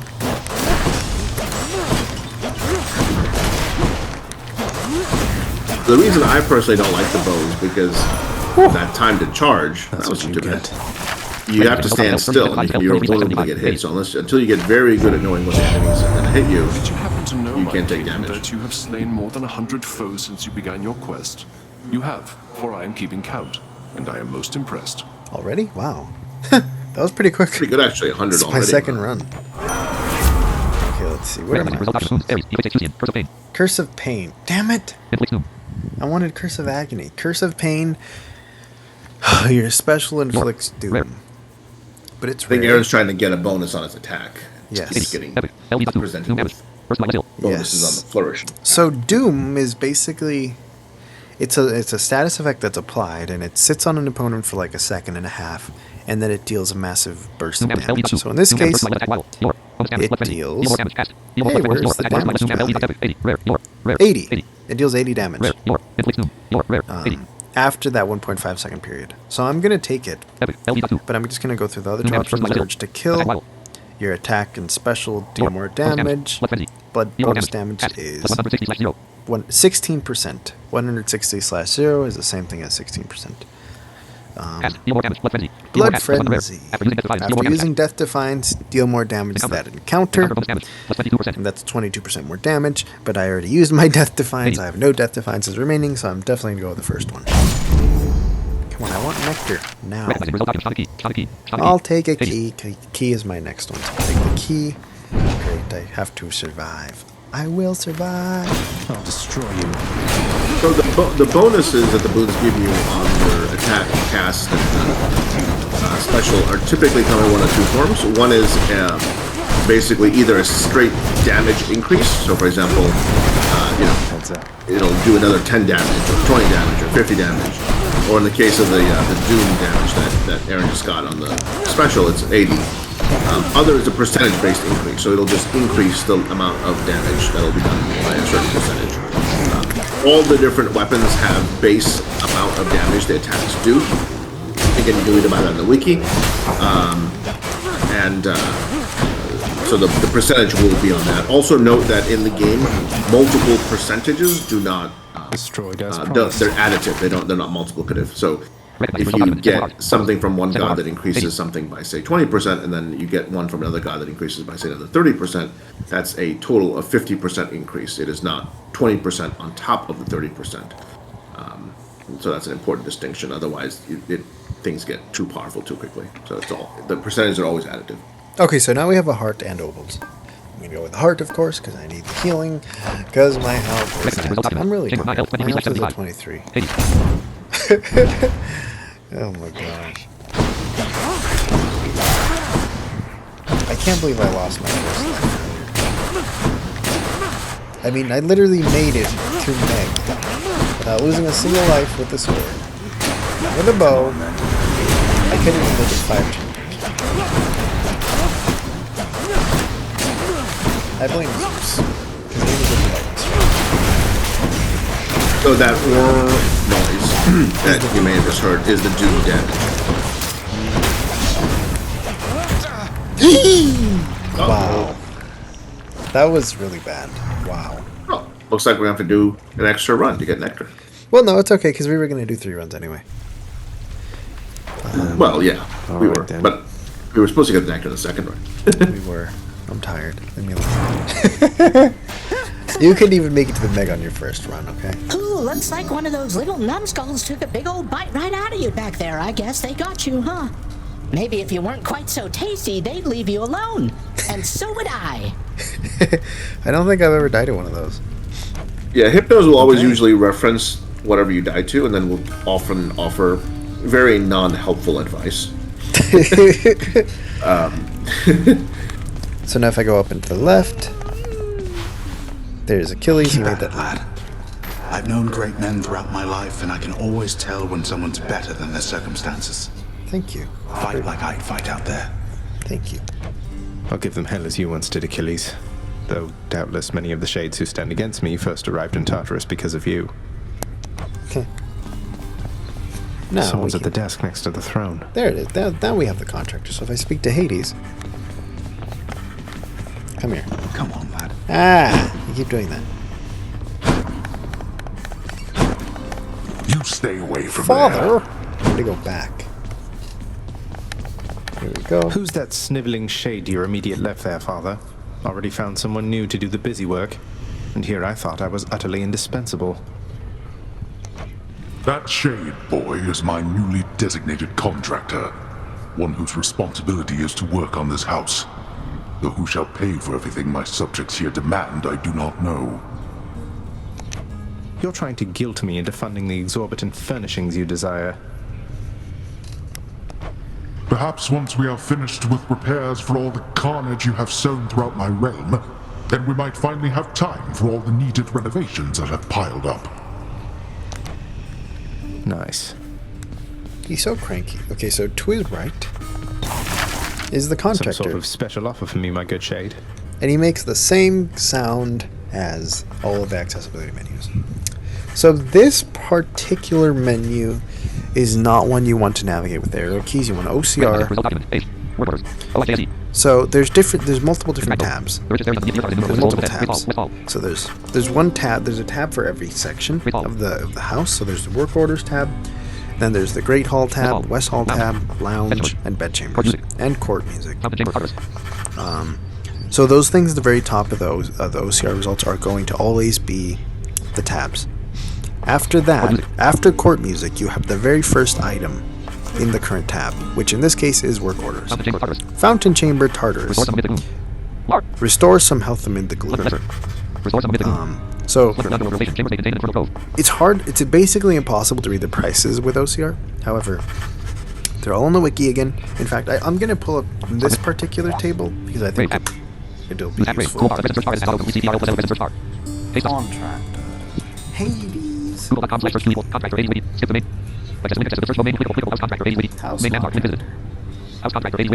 So all you have to do is Work orders, by the way, is always the one you land on. Yep. And it is the most important. So here it is. Fountain Chamber.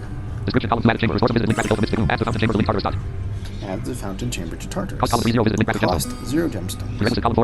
Prerequisites.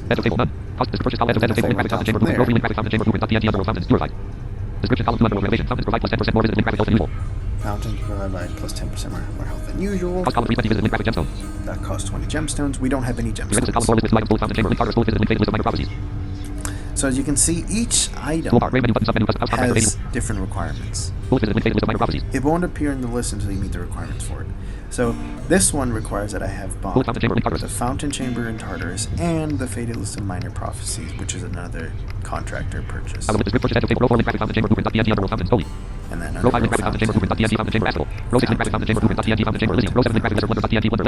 Lesser Plunder is actually the second item we have available to us.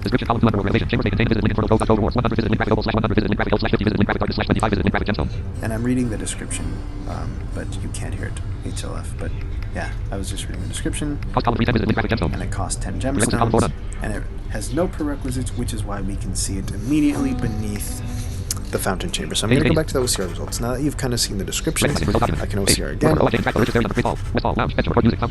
Fountain Chamber Tartarus, restored some health amid the gloom, Plunder Lesser, Chambers make. So as you can see, the item names and descriptions are very easy to read.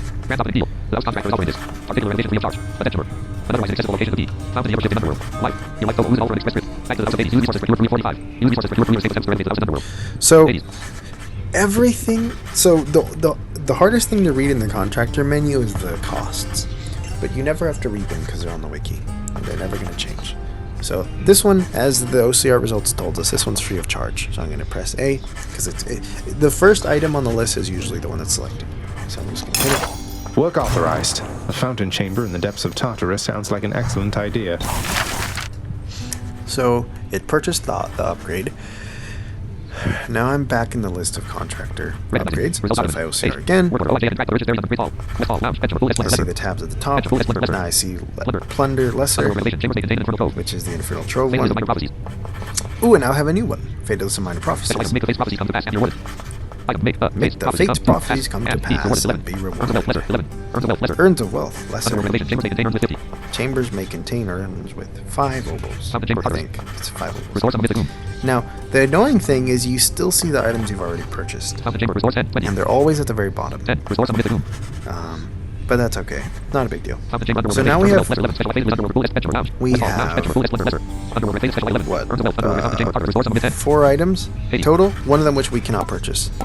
This menu does not wrap. So we could just arrow to the one we want, or we can do the OCR thing, moving the mouse. Let's see if it actually works this time. So I'm going to move to Fatalist and Minor Prophecies. I'm going to press NVDA Shift M, and then NVDA left bracket. And it worked this time. So now I can press A. I can't afford it yet, obviously. But if I go to the page on the wiki, I can see its cost. It's 20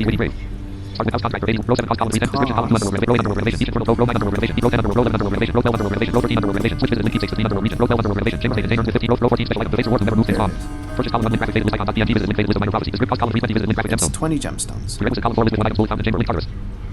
And it only has one prerequisite, which is the Fountain Chamber in Tartarus, which makes sense because it only showed up after we purchased the Fountain Chamber in Tartarus. So that's basically the Contractor. The Contractor has a lot of very, very powerful upgrades, which you want. You really, really want them. So there are 6 permanent resources that again, we mentioned and that are listed in the resources menu. Darkness, obviously, is for the Mirror of Night, as we discussed. And then 2 of them are used for the House Contractor, which are gemstones. Most of the more basic items use gemstones, and then the more sort of higher level tier items use diamonds. So gemstones and diamonds are for the House Contractor. Yep, specifically from the Contractor, yeah. Okay. So now we're going to quickly talk to Cerberus. I'm going to start skipping the dialogue, because now that you've kind of seen how it works, I don't want to spoil, and I want to get through it. How you holding up, boy? Each. Yep. I feel bad skipping Cerberus at time. What once was a small lounging area within the House of Hades now is sealed off, in utter shambles since the multi-headed Cerberus tore the space apart, warning the missing prince. Cerberus yes, destroyed Cerberus, who likes you very much, gets very upset that you're leaving the house, and so tears up the lounge. Darkness guides you, child. So you have outgrown this house. Of that I am now certain. I did not mean to do that. Should you return again here, I shall keep you safe. So what just happened was I found an examine prompt. So there are objects in every room that can be interacted with that don't technically do anything, but the narrator will provide descriptions. Unfortunately, these prompts do not have audio cues. I just happened to stumble on it by interacting. I was trying to find Nyx, and I found it. It would be nice if we had a way to find them, but I don't know if that's going to be able to happen. Yeah, it's not simple, and honestly, it's not really needed. They're very, very few and far between, and you just get like a one-line. Yeah, and also, more importantly, once you interact with them once, they're gone forever.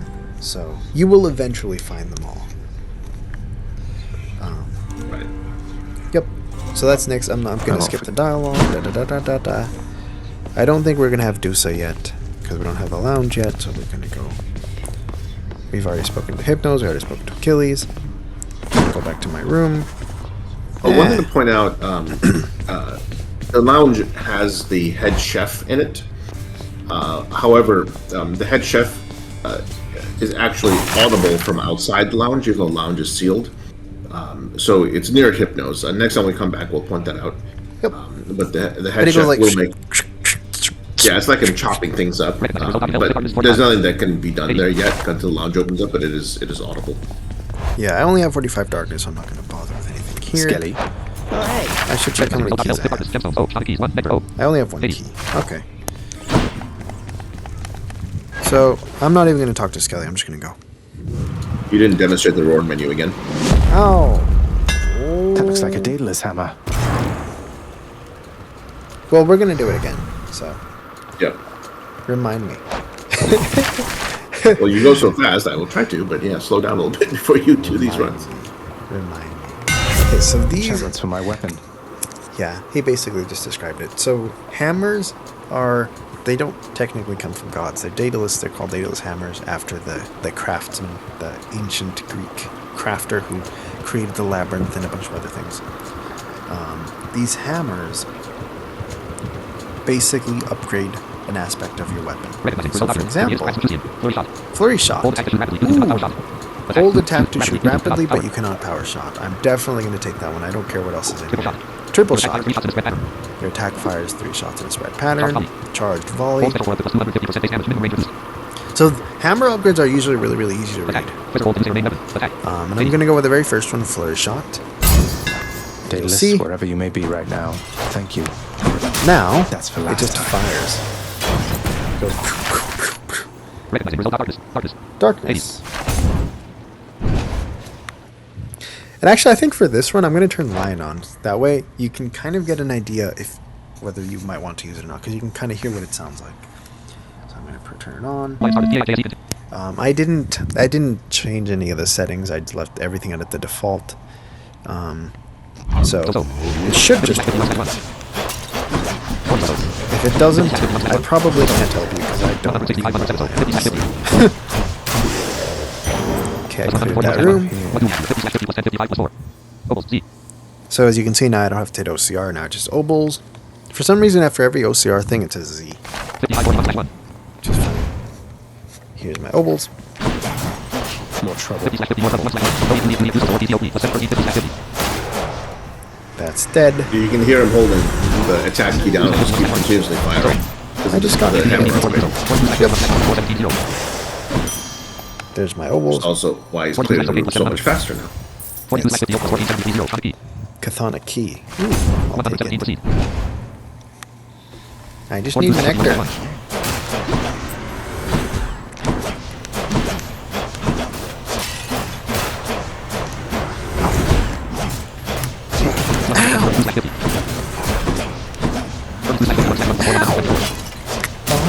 I'm getting hit by these things.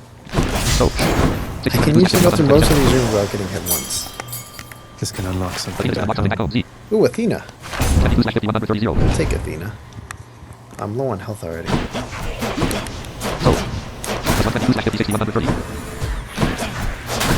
Witches. Die, witches.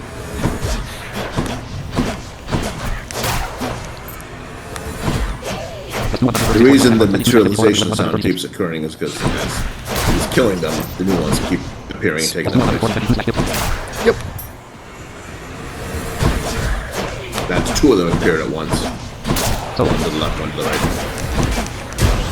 Now we got more. Another one there. Yep. Yeah, sometimes more will appear before you even kill them, just because they make your life difficult.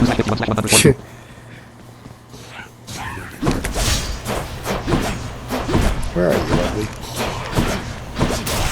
There you go. I'm at 22 out of 50. Nice.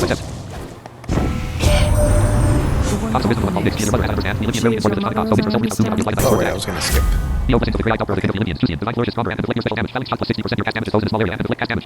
Divine Dash. It's the very third option. I'm going to take it. As you can see, line automatically read everything. I do still like to use OCR to read everything slower because it's hard to parse everything. But if you know what you're looking for, it makes it much easier. And we only have one option, darkness. Great.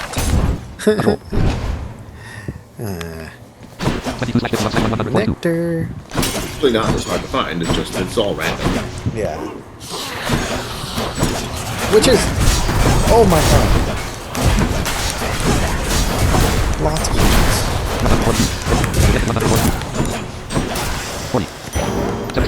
Darkness. Aphrodite. I have 7 health. Here we We go. can get another well that opened up there if you guys heard it. We don't need it. Yeah. I don't usually hear the wells. There's Oh, always yeah, water. No, it makes a sound. I know it's a very unique sound. I just do it. I don't know how to use it. Now, wells and pools of purging make the same sound, so it's. I think the pool sound is a little bit higher pitched. The pool of purging sound. It must be a mess. Let's see here. Hi there. In the name of Hades, Olympus, I accept this message. Why, Ooh, epic heartbreak strike. So, your attack deals more damage and inflicts weak attack damage is 96%. You're probably wondering what weak does. For at least 4 seconds, victim deals at least 30% less damage. So I'm going to take the strike for sure. And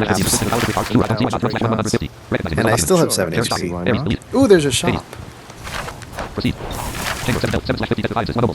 I have one. I don't think I ever encountered epic boon that quickly before. They appear pretty often. You probably just didn't recognize them because you were new. Ooh, there's food here. I'm gonna take the food. It's the second item. Food is always the second option if it's there. The first item is always a goblin. The last item is either a palm, or gems, or sometimes hammers. Ooh, now we have darkness, but no nectar. We can do another run if need be really quickly.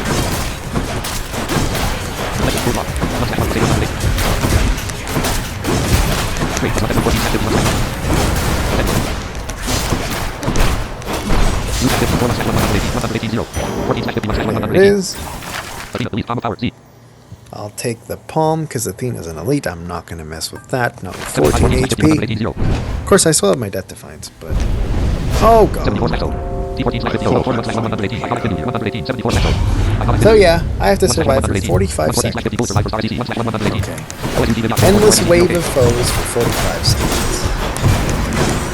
It happens randomly. It's always in Tartarus. It won't happen later on. It's just one room, and it may or may not encounter it, and it's totally random as to which room it is. But if it is, then it's just an endless wave, and you just have to survive for 45 seconds. With 14 HP. To be clear. The advantage is if you kill the monsters, you can get some anti-dice.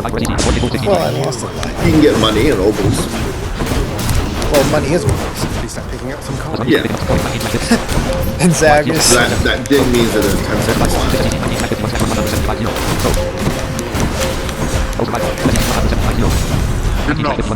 Oh. Now to collect.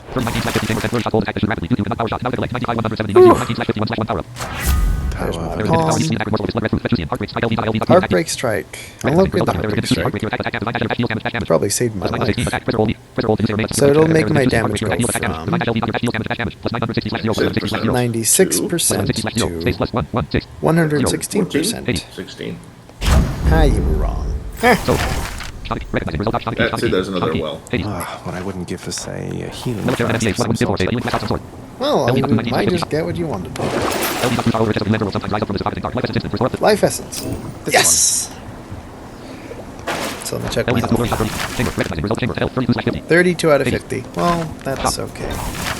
Now we have a key. 5 out of 50. Yeah, it's true. Nothing.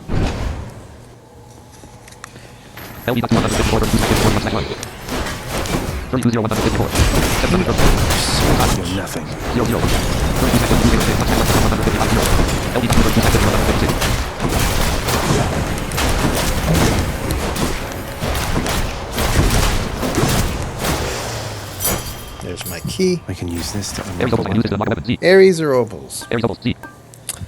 I'll take the opals. I didn't get hit once that room.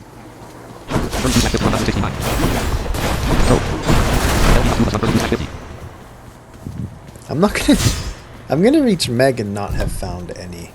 I would die to Meg if you have it.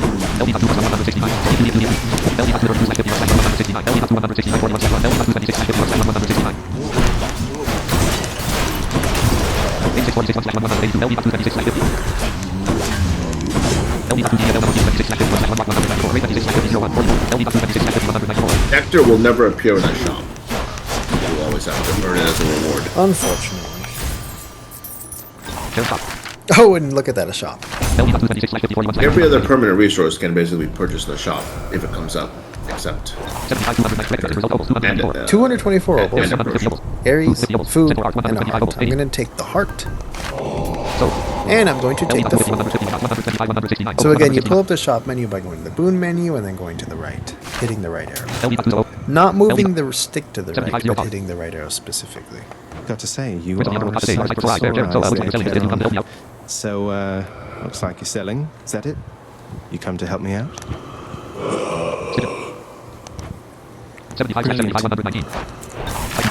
And we made it to the boss. So I'm gonna die to her. Hello, Meg. Ever stop? You also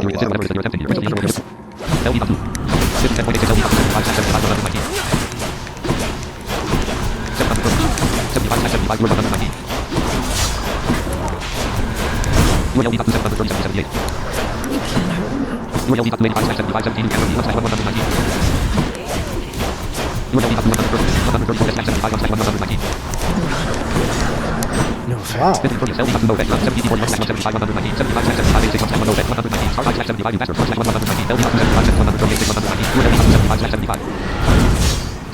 You're supposed to die to her, not fight her, you know? I know. I'm gonna die. I can't just die. You can go stand still and take it. No! I could at least try. I have too much pride for that.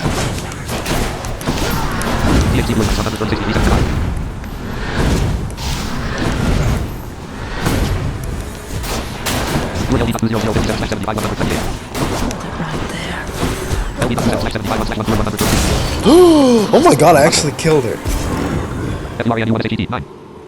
Okay. Yeah, you did. That was unexpected. That time, Meg. Well, I got Titan blood. Okay. So Well, that noise was the sound of Titan blood.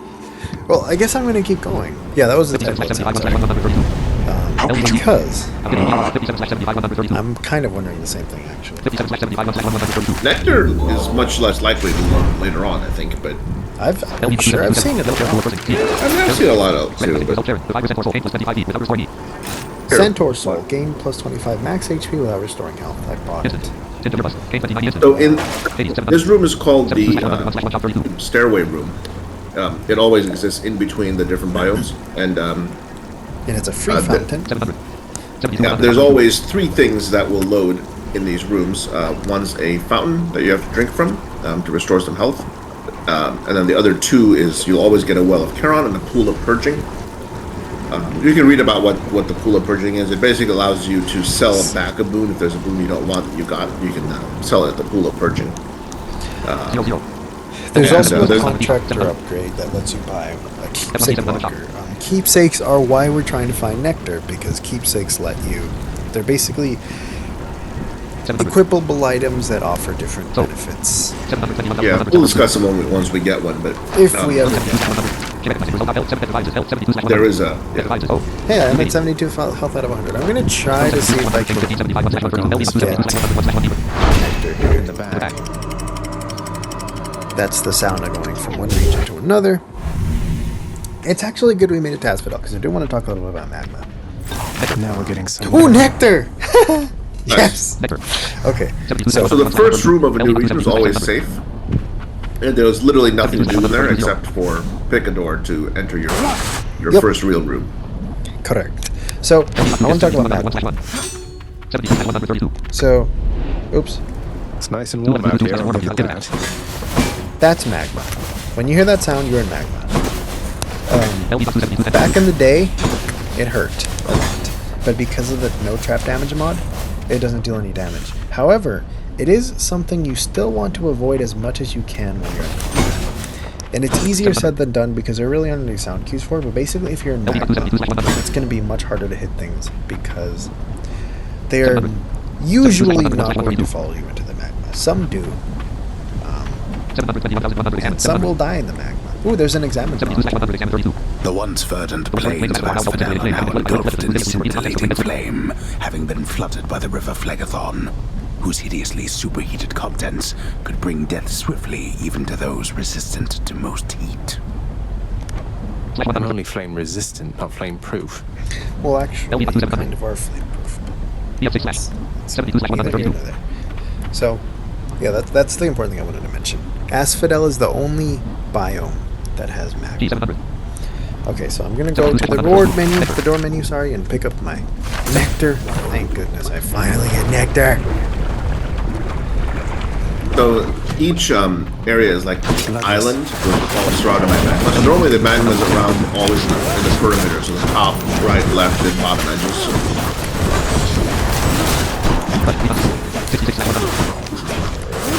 Also, the monsters get considerably harder as you move through the different regions. There's usually a lot more of them. And like Aaron right now is in the magma.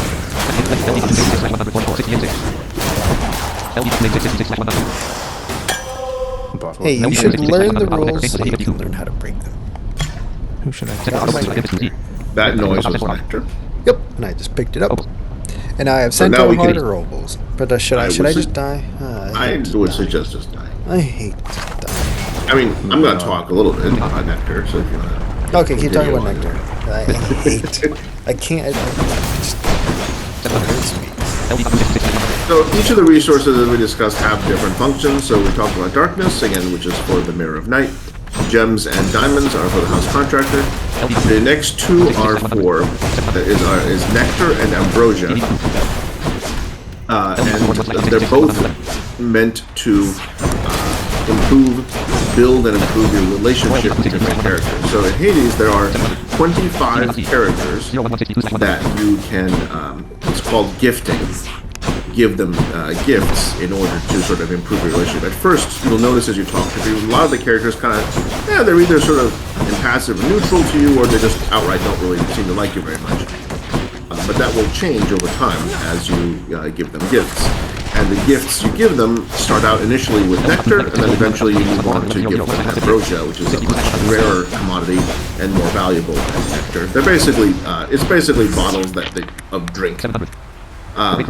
So the 25 characters include everybody in the House of Hades and basically the Olympian gods, and there's a couple others. But there's 25. The first time that any one of the characters is gifted nectar, that character will give you what's called a keepsake, which is a piece of equipment that then go into a keepsake locker. And you interact with a locker to equip the keepsake. You can always have only one keepsake equipped at a time, and the keepsake will grant you a different ability, all 25. They're all listed in the wiki as to what the different powers are. We'll go through it once we gift our first nectar.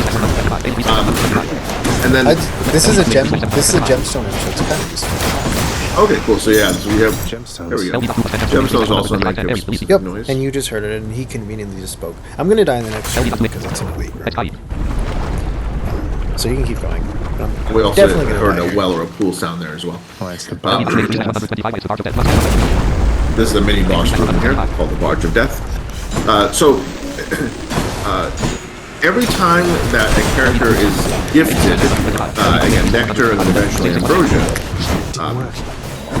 you get, it's called a heart. Basically, a heart will appear above in that character's name. And that's how you build the relationships. And then once you eventually max the number of hearts you can with a character, then it's called Forging a Bond. That's the maximum. So basically, the first time you give them nectar, they'll give you a keepsake, and then after that, you'll keep wanting to give them more and more nectar until you max it out to advance dialogue and basically build a close relationship. So we'll demonstrate again. There's the keepsakes. Two of the keepsakes are by far the most helpful as a new player. We'll talk about that when Aaron dies here. But so you definitely want to do those two first before all the others. I didn't die. Okay, I'm just going to pick the first option and just let them take the next one. That's the Ares boon that we just got. I'm just going to pick whatever. Oh, I hate just dying. But I'm going to do it. I'm just going to sit here. We still have one more run to do because we're going to try to get the lounge unlocked here. So. Yeah, but then I'm just going to start it and then die. Wave makers. Wavemaker is just a kind of monster that we're not fighting. So keepsakes are always very, very powerful. You'll always want to have one equipped. In fact, once you equip one, you can never unequip the keepsake. You can only switch between them, but you won't be able to ever be without a keepsake entirely. And now I'm dead. We're dying. I could have killed them. Hate that. Someday I'll go even farther. I would have gone farther. So the two characters that are the most useful initially when you're starting out for the keepsake is either Cerberus or Skelly. So Cerberus will give you a old spiked collar, which gives you an extra up to 50 HP, which I'll explain in just a second. Skelly will give you Skelly's Tooth, which grants you an extra Death Defiance. So if you haven't yet invested your 30 Darkness into the Death Defiance power of the Mirror of Night, you'll end up with one. If you have, now you'll actually get a second one, so you'll have 2 Death Defiances. Keepsakes also have what's called levels. Every keepsake has up to 3 levels. They all start at level 1. And basically their power gets stronger with each level. So for example, with Cerberus's collar, initially it'll give you 25 HP. And then once it hits level 2, it'll give you 37 HP, if I remember correctly, and then at level 3, it'll give you an extra 50 HP. Right? So you start with 50 as your default base HP. So when you first equip Cerberus's collar, you'll end up with 75, then 87, and then 100. As your level keepsake. Skelly's Tooth is that the Death Defiance will start you off. Is it 50 HP, Aaron, if I remember correctly? Yep, 50, 75, 100. 50, 75, and 100. Yeah, exactly. So you'll first end up with 50 HP. So that basically means on your last. Oh, and also Skelly's Tooth always is the last Death Defiance that you have left. So if you have the Mirror of Night, you'll use those first. So on your last Death Defiance, you'll either end up with 50 HP, 75, or 100 when you're there. Yep. Every keepsake is leveled up in the same way, and that's basically based on encounters. So encounters, by the way, means an actual fighting room. So rooms like Charon's shop will not count as an encounter because they're not rooms where you're actually doing fighting. So to get a keepsake from level 1 to level 2, it's 25 encounters, and then to get it from level 2 to level 3, it's 75 encounters. So it takes 100 total encounters to get every keepsake maxed, and that has to be while you have the keepsake equipped. So while the keepsake's on you, as you encounter the level. The resource menu shows all the details. We'll explain that in a minute. So and you'll actually see in a minute. I'm gonna give Skelly his keepsake because it's a little bit more obvious. Like his gratitude is much more obvious. And plus he's already in the courtyard, so I'm just gonna go straight there because I think that's the last thing we need to do on this save. Oh, we need to see if no lounge. So I guess I have to talk to everybody. We want to do the Codex of What's that there? Something from the Fates? Yeah. This knows of him. Yeah, I'm just Do not. Martin. You would speak. Yeah.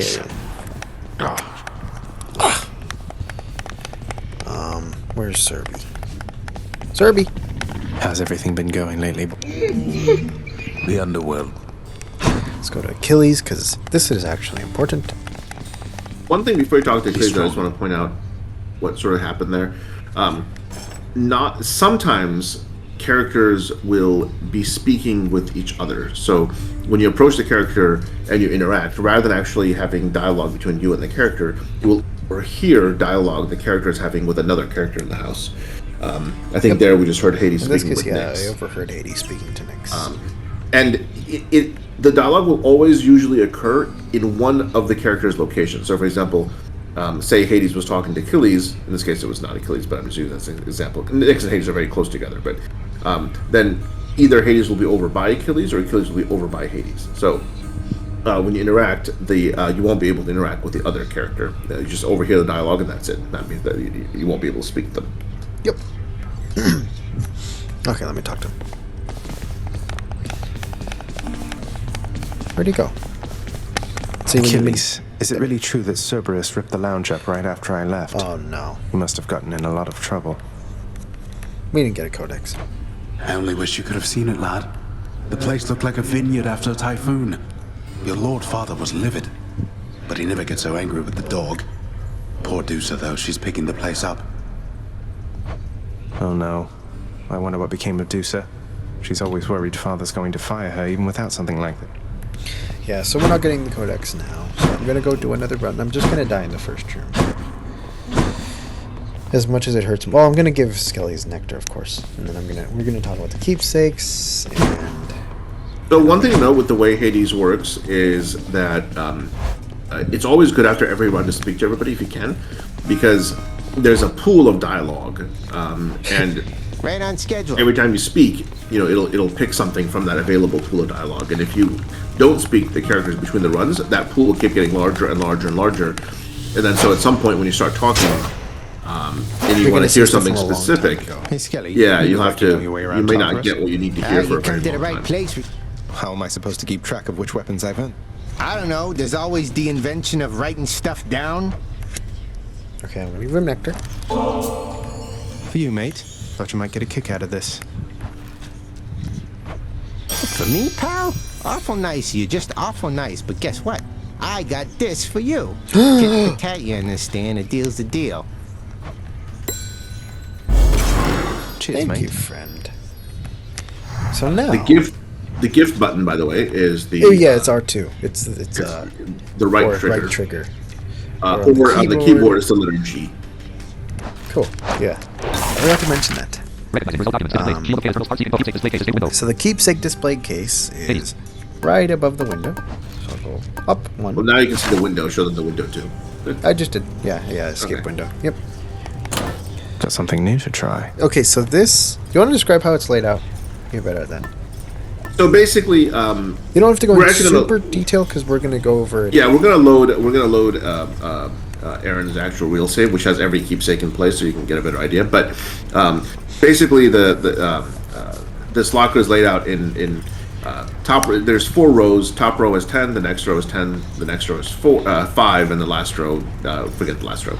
But the important note is on the Skellies. They're always located in the same spot. The locker does not wrap around, so when you go all the way to the left, it'll stop. When you go all the way to the top, it'll stop. Likewise, every edge. Skelly's and they're always located in the same spot. The keepsake. Skelly's keepsake is always the very upper right. So basically, row 1, column 10, and then Cerberus's, if that's the one you decide to get first, is always the very upper left. So it's row 1, column 1. And since we have Skellies right now, it'll be in row 1, column 10, the far upper right. And then to equip, you hit A or space on the keyboard. And there is no unequipping. You can switch between keepsakes, but so now that we equipped it, and every keepsake makes a unique sound. If you heard that little sound there when you equipped it. Unfortunately, I can't play it again because I can't switch to another. Yep, there's no way to unequip it, and since there's no other keepsake, we can't switch. So that's now a permanent equipped. But when I go keepsake. over to my save, we can. Yeah, we'll show that. So, and then to dismiss the locker, you hit either B or backspace. Now, here, bring up the resource menu so you can show the keepsake. Yep, so we see health. Keepsake Skelly's Lucky Tooth. Keepsake level 1, 25 encounters to next level. Yeah, so it'll always show you how many encounters there are to the next level. Once you hit level 3, it'll just say maxed. So I'm going to start the next run. No turning back. I hate dying for no reason. Clear at least one room so we can see that counter go down to 24. Yep. So, yeah, okay. Death Defiances, as you can see now, it says 2. Okay, and I pick up another hammer. Time to mix up my style. So, what do we have? Explosive Shot. Attack deals plus 300% damage in an area, but charges up slower. Piercing Volley. Your special. Pierces foes. Armor. Perfect Shot. Power Shot is easier to execute. I'm going to take the Explosive Shot. That doesn't really matter. That is the Explosive Shot. It's very powerful. It just charges very slowly. Ooh, how many keys do I have? Because the next room is a key. 3! Okay, I'm going to clear the next room because it's a key. And I'll have 4 keys, which means I'll be able to unlock the spear. So I can quickly show off the spear.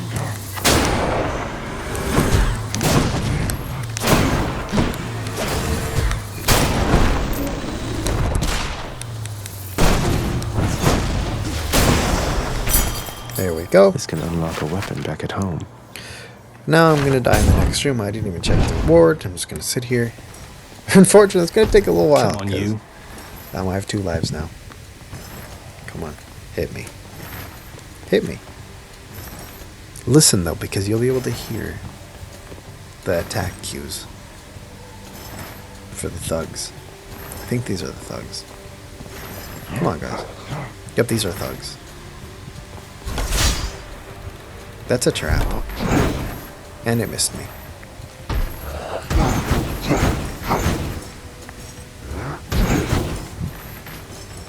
Also, I hope I haven't been too close. No. That was very dramatic. Oh, back. I didn't know you said notice that. Oh, you should also show that the death defiance is set 2. Oh, yeah. Now it's going to say 0. Well, that's how you know now. Here, I'll put the research. Also notice that when you're on your last death defiance, it adds extra sound. There's like a bonk at the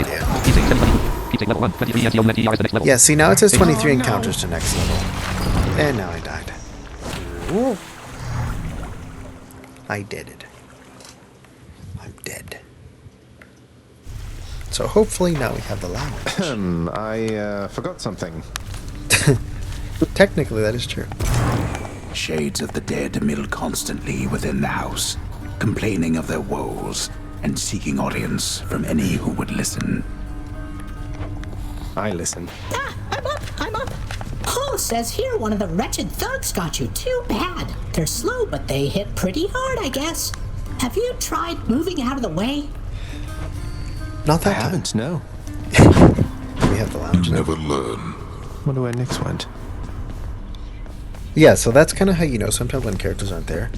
When you reach their general area, Zagreus will comment about them not being present. And the lounge is not opened up yet. I didn't mean to do that. I'm gonna go back to go back to it. Actually, show the chef making chopping in the lounge. Hold on. Is he there now? He's there, yeah. It's to the right of Hypnos. Yeah, see? There he is.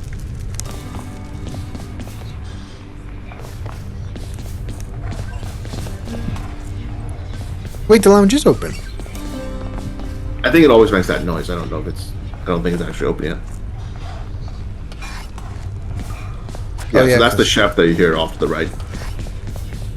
Hold on, let me just double check. Yeah, no, it's not open yet.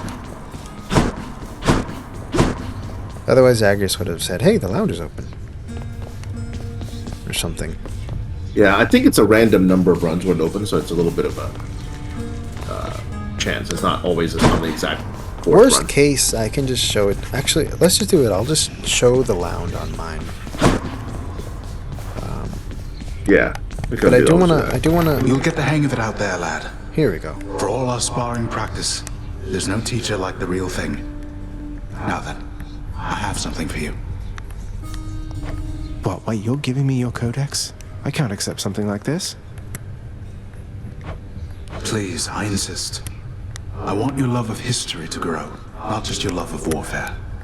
Besides, maybe you can finish out the rest of it. I'm grateful. So the Codex can be brought up by pressing the left bumper, or L1, or the letter C. Yeah, and then let's demonstrate the relationship last mod. I am, hold on.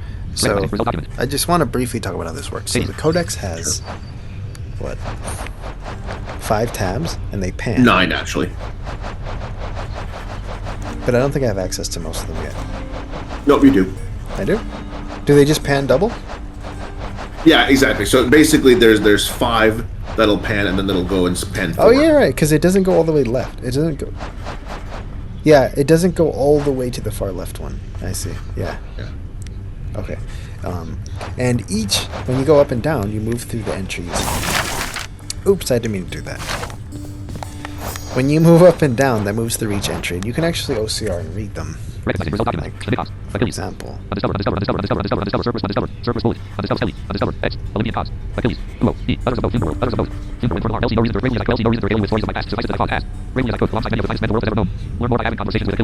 Yeah, this is Achilles' entry. But I need to talk to Achilles more to unlock more of his information. But anyway, so if I press the up arrow, I will get the relationship. It only has one option. It only has one item. Skelly, 1 heart, because I've only given nectar to Skelly. I'm going to load up my save now. Because we don't have anything else in here, do we? No, I don't think so. Okay, yeah. I'm just going to... It's getting late, so... It's going to go to my save. Okay. Now if I pull up the resource menu, the thing menu, now as you can see, You mean the relationship the menu? relationship menu. Now there's a bunch of them, there's a bunch of people, everybody's in here. And if somebody requires ambrosia, it will tell you that they require ambrosia. And ambrosia You always is will like give premium nectar. Yeah, and you'll always give nectar first, and then eventually you'll give just ambrosia afterwards. So there's never like a mixture. Correct. Also, you don't find out how many hearts you can get maximum until every character basically, once you give them a certain number of nectar, before you can start giving them ambrosia, they get locked. And you have to unlock them, and you unlock them by doing a favor, which you find out as you build your relationship with each character what you have to do.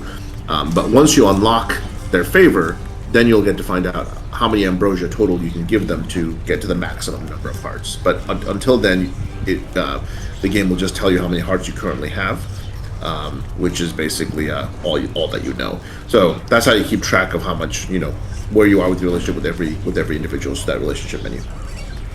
It's not really a menu. It's more like It's more of a screen. Yeah, it's just a screen. Okay, so let's talk about the expanded... Should we talk about weapons first or the Keepsake Locker? Let's do the lounge first. Okay.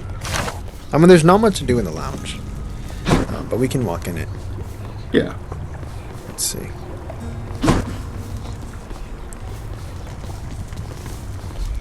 I've gone farther than I can see too from far. here. Yeah, I always do that. Come on, fire. The fire's right there. There we go.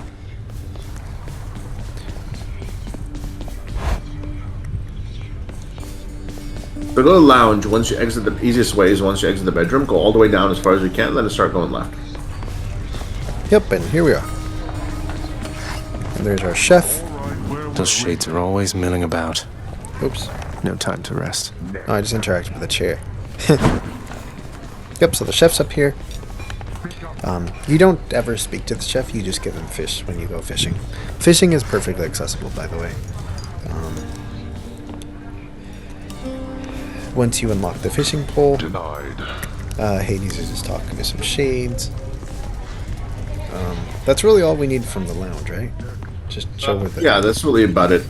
I don't lounge. think Meg's here. Also, Meg will load in the lounge when she does, and also Dusa will typically be in the lounge, but she can be all over the place, but she makes a constant noise, a humming sound. Yeah, she hums. So you'll be able to know when Dusa's around.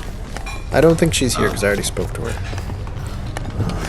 So yeah, the contractor. I mean, we kind of went over the contractor. Do you want to look at it again under your save because there's more stuff there? Yeah, we can. Let me see. Yeah. So, Let's see. Where are you, old contractor? Here he is. Okay, so same concept. You get the tabs on top. Work orders, Great Hall, West Hall, Lounge, Bed Chambers, Court Meetings. Extreme Measures is the very first option I can buy. It unlocks the final link of Extreme Measures. If you don't know what that means, don't worry about it. Court Music Stand. Special item authorizes playback. Music piece from the vault. Darker Thirst. Gemstone's Brilliant. Again, you can arrow to the item if you kind of know where it is. Like, I know that Vanquisher's Keep is the 5th item. Just go down to the 5th item. I can't. And I can't afford it. And that creepy sound was a shade.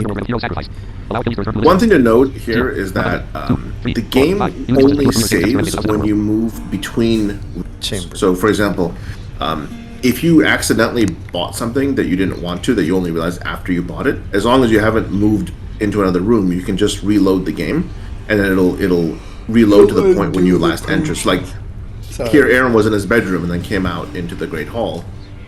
It'll just reload right at that point. So it's really easy to reverse purchase that you made that you didn't want to. Yeah. Yep. So, let's see. What was I going to do? So, alternatively, again, you can do what we did. We press NVDA Shift M, and then NVDA left bracket, and it moved us to Dargurthurst. Approved. Wouldn't mind an extra helping of gemstones while I'm ransacking out there. Actually, that's fine. If you wish to mine my realm for gemstones, be my guest. I didn't want to buy it, and I could reload, but I'll keep it, because whatever.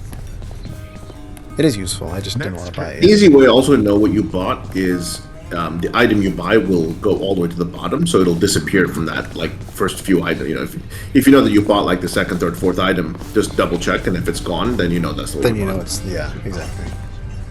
And of course, there's often dialogue for stuff you buy from the thing. So I think next we should talk about the mirror. Now that I have it all, right? Ooh, the prophecies. That's true. You want to talk about the prophecies?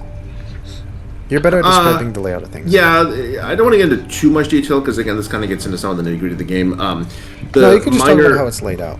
Yeah, the minor list of fated prophecies is something that you want to buy from the contractor pretty much as early as you can.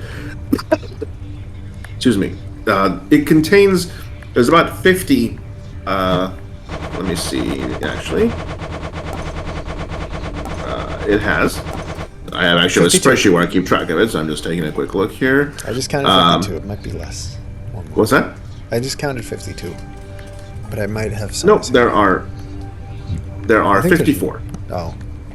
Sorry, 55. There are 55 items on the fated list of prophecies. These are all different tasks that you can perform, and then as you do them, you will get rewards. Some of them are things that will naturally occur as you play the game. Others are things that you're going to want to sort of do. For example, if you OCR, sorry, I just want to quickly, because I don't want to talk about how they work. I just want to talk about. No, I know. I'm just going to give quick examples of a couple. Like the simple ones, for example, is once you meet every character in the House of Hades, that's one prophecy. Once you receive every boon from a particular god, that's in the prophecy. So these are all different things. They all have different rewards. It's something that typically you don't want to worry about so much at the beginning. Just put it up there on your wall, buy it from the contractor, and they'll naturally occur. Later, as you get much more into the game, you can start looking at them and kind of, working towards them specifically. So when you have the list available, you should always interact with it, because if you have completed one, it will be the very first one on the list. You just press A. But before you do, it's always good to OCR, because at the very bottom you can read the description of the currently selected one. Like, for example, the son of the god of the dead shall someday earn various boons of Aphrodite. And I could select it if I'd completed it, and I would earn, I don't know what, 150 gems? 15 gems? I have no idea. But 150 gems. That is on the wiki. Literally everything is on the wiki. And there's a lot of advanced information that we're not going to touch on, because, I mean, there's literally like thousands of YouTube videos that cover it. There's wiki pages. There's just so much information. Like, this is just to get you off your feet. I mean, we've already gone into more detail than we really needed to. But, mirror. Night and darkness. You want to describe the mirror? You're better at describing. So the mirror contains 12 rows. 14. Oh, 13, well, sorry. Technically, yeah. But there's 12 powers, basically. The 13th is just a reset button, so that if you remember earlier, I mentioned that you can get a refund for every darkness you spent in the mirror, so you can respend them in a different way. That's what the 13th row. But there's 12 powers, and these all give you different abilities in the game. And as you spend more darkness on them, you can increase their rank and the power of each one. So the mirror is extremely important. And initially you start out with 4, and then you use keys to unlock the 2 rows at a time. So there's a cost to unlocking rows 5 and 6, and a cost to unlocking rows 7 and 8, 9, 10, 11, 12. And then the mirror is technically, there's actually 2 powers available to you per row, but you can only choose one or the other. You'll learn that kind of a little bit later on. I'm mentioning that only because the wiki shows the opposing powers. So you can only have, there's technically 24 total powers, but only 12 can be activated at once.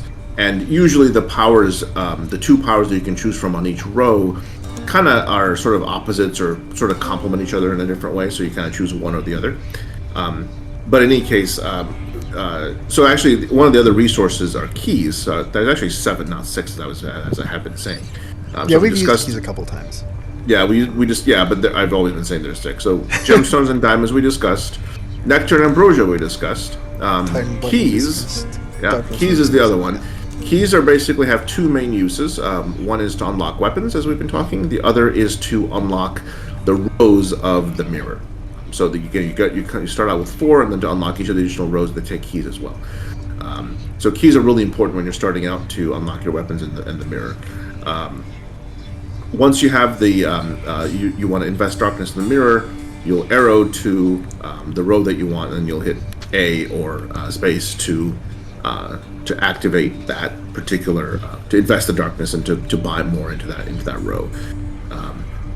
The other thing to note with the mirror is at first you won't be able to use the opposing powers at all. You only have the kind of the first set of powers, like in that 4 rows that you have available. There'll just be 1, and you have to invest into those. Eventually, when you unlock the opposing powers, each row will have basically 2. You can move left and right, and there'll be 2 columns in each row. The left column will switch between the 2 different powers available for that row, and the right column is what will invest. So you want to go to the left column and hit A if you want to switch it, and then you go to the right column and hit A if you want to invest darkness in that particular row. So if you want to kind of demonstrate how that works. I'll go to Death Defiance, which is the one we're familiar with because we just used it. I'll OCR. Restore 50% of your health instead of dying when your life total is depleted 1 time per rank. If I go to the left and hit A, and conveniently the sound actually pans to the left when you're on the left option. See, left, right, left, right. And hit the left. It makes the same sound you hear when you purchase something, but you didn't purchase anything. Move to the right one. Now it says restore 30% of your health instead of dying when your life total is depleted 1 time per chamber. This one only has 1 rank. And I just bought it. I didn't know I didn't have it. Cool. That's fine. Reach the limit. Yep, so see, you heard that little bong. Bong when you max a power. That's the sound you hear. So I'm going to switch it back to Death Defiance. And it's maxed already. Hit the limit. As he said, hit the limit. This kind of shows you how the powers sort of work. Like, you can either have, up to 3 Death Defiances that restore 50% of your health throughout your entire run, or you can have 1 per room, but it's only 1. You can't have more, and it's only restores you at 30%. So it really depends kind of on your style, right? There's reasons why you might want to use one or the other, but they're similar, but they're also different ways. So it depends on which one you might want. Right. And the last option. So if you go up 2, that's the very first option. If you go up from there, I think if you OCR, it'll actually tell you. Yep, reset talents. Reclaim any darkness spent on talents, giving up the benefits they transfer. Or grant, for now. I'm not going to press that. Also, if you don't have all 12 powers unlocked, one of the last options will be the one to use a key or multiple keys to unlock the next. It's 1 key. Sorry, to unlock. Yeah, it's multiple. The one thing to keep in mind when you first start, and you have the 4, you'll actually always have a 5th row, which is to unlock the next set of 2 rows. So if you click on the 5th row to unlock powers numbers 5 and 6, now you'll have 7 rows, where the 7th one will be to unlock. And eventually you will receive the power to reset your darkness. So yes, in that case you'll have 2 more rows than you have powers. Until right. And normally speaking, you will receive the ability to reset the mirror prior to unlocking all 12 rows. Yeah, because you'll receive it around 300 darkness. It'll be around the same time that you receive. Actually, it'll be the exact same time that you receive the ability to change your powers around, like to flip them to their other version, their reflection. Right. So say you've unlocked the next set of mirrors of powers, so you have 6 powers total, and then you hit 300 darkness, and now you're able to unlock to reset the mirror. So now there'll actually be 8 rows. The first 6 being your power, the 7th one being to unlock power 7 and 8, and the 8th row will be to reset the entire mirror. Yep. And Nyx will give you that ability. Yeah. Okay, let's go to the courtyard. And let's talk about keepsakes again. Now that we have them all.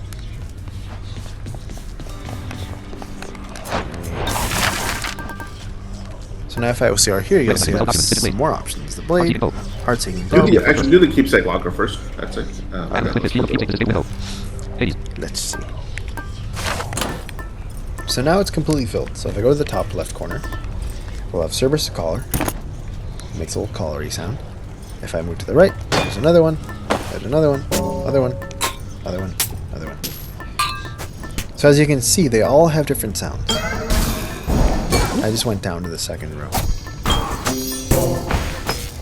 And then the bottom we have the row 5. And that's it. But that's not the end. At the beneath those, we have companions. I'm not going to talk too much about what they are. But if you reach that point and you're wondering where they are, they're the very last row. If you want to upgrade one, oh, I'm missing just one. That's annoying. If you want to upgrade them, you go right beneath them, and you spend Ambrosia to upgrade them. But I'm not going to do that. Yeah, there's 6 companions total, so that 4th row will have 6 entries. Yep. Typically, your top row keepsakes will be 4 people from the House of Hades. The second row will be Olympian gods, and the third row are miscellaneous. But that's just a generalization because there's a couple of overlaps. But, yep. So that's keepsakes. Let's see. Oh, let's talk about Dark Thirst. We should have talked about that earlier. Yeah, now we'll do the weapons. That's the kind of last item, and then we can mention Dark Thirst there. Okay, yeah. So we have the 6 weapons. I'm just going to pick a random one. I'm going to pick the bow. I'll take it. Go, Coronaut. Now, since I have all 6 weapons, what? Hold on, just to explain here. So the 6 weapons, visually speaking, they're in an area that's located kind of to the upper right of the courtyard. It's above where Skelly is, and it's called the Infernal Arms, is the term the game uses. And basically, all 6 weapons are laid out there, sort of like on the ground. And what that rewards menu does is it teleports you to the particular weapon, and then you interact with it to pick it up. And then before that, you had to wander around and spam the interact button. Yeah, it was very. That was just a couple weeks ago too, I think. Yeah, just a few weeks ago, exactly. That's the great thing about, writing. Basically, I've been writing a lot of the mods as I've been playing the game, and things have been coming up. It's like, oh, this would be cool to do as well, right? And then it's like, but if you interact with the weapon a second time, it brings up characteristics of the weapon, which Aaron will explain in a moment. Far greater. No, you can do that. I just wanted to. Let's talk about first the Dark Thirst thing, and then we can. Right. Okay. Yeah. So Dark Thirst it's a buff that's applied to a particular weapon. So right now, it's applied to the Eternal Spear. So if I go to the Eternal Spear and I do a run with it, it's time, Baratha. That means 20% of that means any darkness, I think, or gem rewards now will be 20% greater. Gem rewards is only Darker Thirst if you buy Darker Thirst. Yeah, that's why I said now, because I just bought Darker Thirst. Yeah, but normally it'll be 20% of your darkness. 20%. You'll receive 20% more darkness, basically. So normally, like for example, if you enter a room that has darkness, you get 10 darkness out of that room. If you have Dark Thirst on your weapon, that's going to get 12. And he's playing with an aspect of the spear. So the other thing also, so the rewards menu will tell you which weapon you have currently equipped and which weapon has Dark Thirst. And obviously, if the one you have does, it'll say equipped, Dark Thirst. If you want to show that really quick. Oh, it does. Yeah, you're right. Huh. Yeah. After every run, typically speaking, the weapon that has Dark Thirst will change. It's basically the game's way of kind of encouraging you to cycle between the weapons and get familiar with all of them. I do recommend that eventually that everybody does that. For example, Spear was my weapon of choice at the start, and I did probably my first 20-25 runs with the Spear because I was comfortable with it, and while I'm still trying to learn all the monsters and how to kill them and the sounds they make, and trying to change weapons for me was tough. So, but eventually, once you get used to killing everything, switching weapons actually is really, really fun because it just makes you, and all the weapons are actually fun in different ways. And not only are the weapons fun, but every weapon has what's called 4 different aspects, which change things about the weapon and the way the weapon is used. The 4th aspect of each weapon actually being locked, and you have to do some things to unlock it. And the 4th aspect is the biggest change of all, so they're kind of the funnest, or most fun most to use. unique, usually. And to even add more complications to it, so not only now do we have technically 24 sort of weapons, we have 6, but each one has 4 different aspects. Each aspect also has to 5 levels, which increase the strength of that particular aspect by a certain amount. The wiki contains all the information about what you can upgrade, what the different levels for each aspect does. But so now you basically have 24 things that all have up to 5 levels, and all of this is done by using Titan Blood to unlock the different aspects and to increase the levels. Aaron kind of demonstrate here in a second. Yeah. But basically, when you interact with a weapon that you already have equipped, that's when you bring up the menu that shows the aspects. So this table has 4 rows and 2 columns. So along the left, so each row basically is an aspect. The first aspect of every weapon is called the aspect of Zagreus. You are Zagreus. When you switch between weapons, about 80% of the time it'll announce the name. Sometimes it doesn't, but it usually will. The top aspect is always... Yeah, so this is now the aspect of Achilles. So the left-hand column will always move you between the different aspects. So for example, if you go to the very upper left, so row 1, column 1, it'll change to the aspect of Zagreus. If you move down 1, so row 2, column 1, it'll change to the second aspect. If you go down Achilles. 1 more, third row, first column will change you to the third Titan one. blood. I don't have that one. Yeah, and the 4th one again will always be hidden at first. You won't be able to switch to it. The right-hand column is the upgrade button for that particular aspect, and unlike with the mirror, there is no going back. So if you invest the Titan Blood and upgrade it, you cannot downgrade the weapon. Unless you reload your save, of course. Unless you reload your save, that's true. Yes, but other than that, you won't be able to do it. So if you, for example, want to upgrade the second aspect, you go down to row 2 and go to the right-hand column and click A or space on your keyboard, and it will upgrade it if you have sufficient Titan Blood. Which I do not. Every aspect requires a different amount of Titan Blood to upgrade to a particular level, and you can read all about it in the wiki. For example, the first aspect of every weapon takes 1 Titan Blood to upgrade the level. So actually, the first aspect starts off at level 0, and you can upgrade it to level 5. So you have 5 Titan Blood total for each, 1 for each level, so 5 total will get you to level 5 on the first aspect. The amount of Titan Blood per aspect of each weapon is the same. What's that? Oh, sorry, not 2, 3. What is it? The second one is what? 2, 3, I was 4, saying 6? the amount of Titan Blood doesn't change per weapon. It's basically like, the first aspect of every weapon costs the same Titan Blood to upgrade. The second aspect of every weapon costs the same. The third and fourth, likewise. Yep. So basically, it costs 51 Titan Blood per weapon to max out all 4 aspects. So among the 6 weapons, that will require 306 Titan Blood to get every weapon, every aspect to maximum. Yeah. Which is why you can basically do thousands of runs in Hades and not be done with the game. Or at least hundreds. Well, yeah. And even after you do, you can still play because, I mean, there's still more to do. Like, there's still more combinations to try. There's, until you get bored, basically. So once you basically do a successful run, you actually beat the entire run, meaning you clear all the 4 levels and beat the final boss. When you do that for the first time, you're probably done with about maybe 2% of the game. So the goal of the game is not to beat the final boss. The goal of the game is to do it many, many, many times. But keeping in mind that because you have all the different weapons and the different aspects of the weapons, and you're encountering different gods, and there's so many different boons and different powers available, every run is very, very unique and very different from each other. So you just do not get bored with the game. I mean, every one is different, every run, and it always stays fun. Yeah, I mean, I've done I've done at least 300 runs in total, probably. Over multiple saves, and it's been really fun. Yeah, Really it's a. I don't say it lightly. It's actually kind of funny because I think Aaron, it took him what 6 months to convince me to play the game. Yep. Yeah, thereabouts. Though to be fair, you had very good reasons to not want to play before because we didn't have any of the accessibility mods. So he only started showing a little bit of interest in the game once J-Lo started working on the mods, because then he got to see them. They're like, oh, okay, this is kind of more accessible. Yeah, so J-Love basically did all the mods initially, the initial versions of them, and then like, oh yeah, okay, so now the game's actually kind of worth playing, because before then there was a lot that we couldn't do without the mods. Oh, it was still a blast.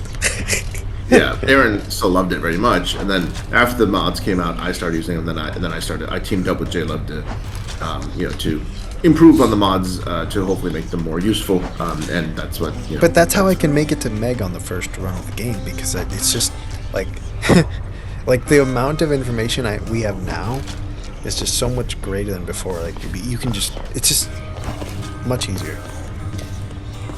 So if you used to play back in the day, the game is much easier for you now. But let's talk about the Pact of Punishment now. Ah, yes. So once you beat Hades for, as in beat the game for the first time, which by the way doesn't mean that that you win the game. You just clear the game, beat the run for the first time. So once you basically beat Hades the run for the very first time. Which basically means you clear the chambers and you beat the final boss. And I'm not identifying who the final boss is because that's part of the mystery of the game. You will find out once you get to the final boss. But so once you do that for the first time, the game introduces on your escape window. It puts what it calls the Pact of Punishment, which is a way to crank up the heat, literally. So. Basically, the way the resource in the game works, if you remember when we first beat Meg, we got Titan Blood, right? So she's the boss of the first level of the Underworld, Tartarus. The boss in Asphodel will give you a diamond.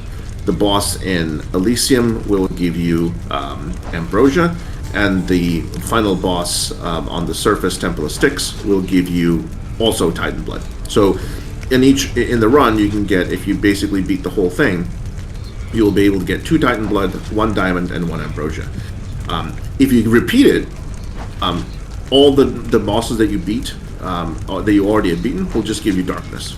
So once you get your 2 Titan Blood and your Diamond and your Ambrosia, that's it. You won't be able to get You won't be able to get those same resources again.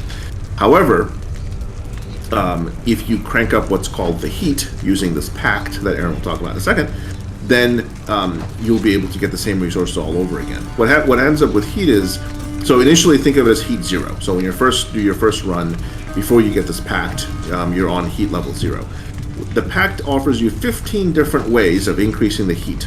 And I believe the maximum heat you can actually up it to is like 60 something. 60 something. But yeah, so with each additional heat level, so now you basically will do the game again on heat number 1, heat level 1, you'll be able to get those same resources over again, the 2 Titan Blood, the Diamond, the Ambrosia. Then once you do that, you'll have to do it on heat number 2, then number 3, then number 4, number 5. Each one basically makes the game more and more difficult. Also, it's weapon specific. So that's a very good point, yes, absolutely. So each weapon keeps track of the heat independently. So for example, when you beat the game, say with the sword on heat 0, you'll be able to get the Titan Blood and Diamond Ambrosia again when you do it with the bow, and then with the spear, and with the shield, and with the with all the other weapons. The gun. Yeah. Then when you want to repeat it though with the same weapon, you'll have to crank up the heat. And how you crank up the heat is entirely up to you using the Pact. Yep. And this particular menu is a table of 16 rows and 2 columns. If you count the I'm done row as a row, yes, it's 16. Yeah. But there's 15 entries that you can modify. Yep, and if you OCR, if you read the very bottom, you can read a little bit above the bottom. Heightened security. All traps and magma deal plus 400% damage. And if you go up from there, That's just what's currently selected. You can read all the names.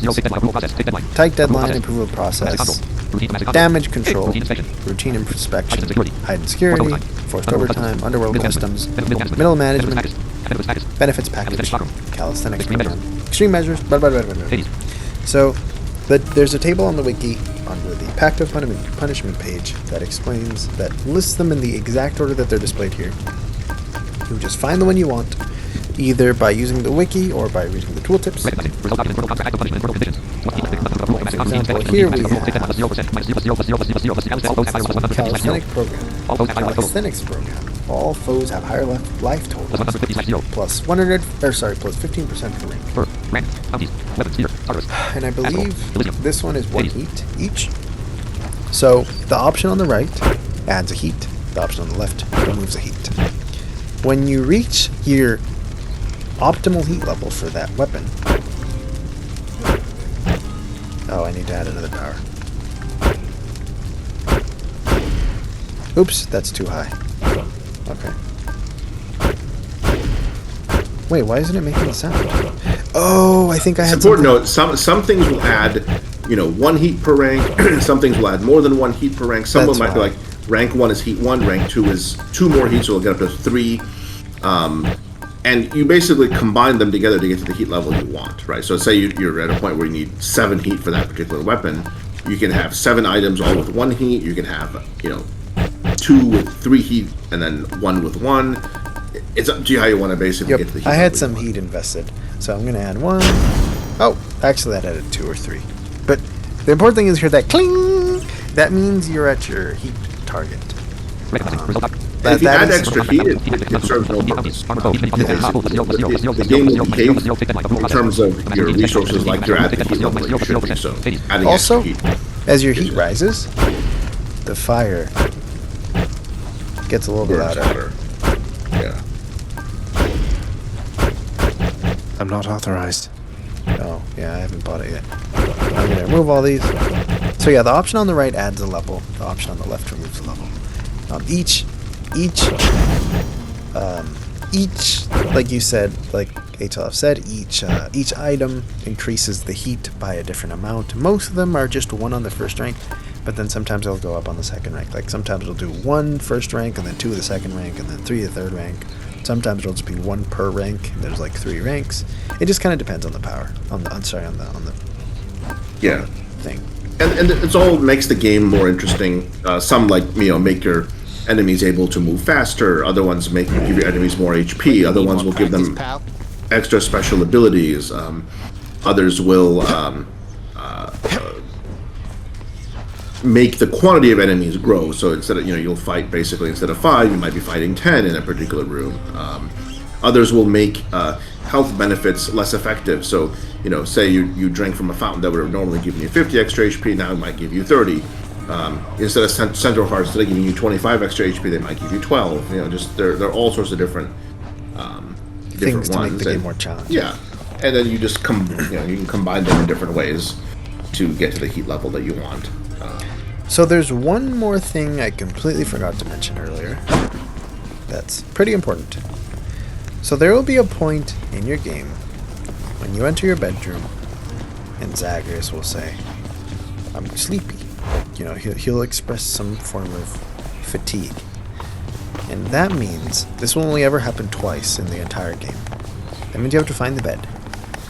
Let's see, where's the bed? I'll sleep when I'm dead. Yeah, this time he says it's in the right lower corner. Yep.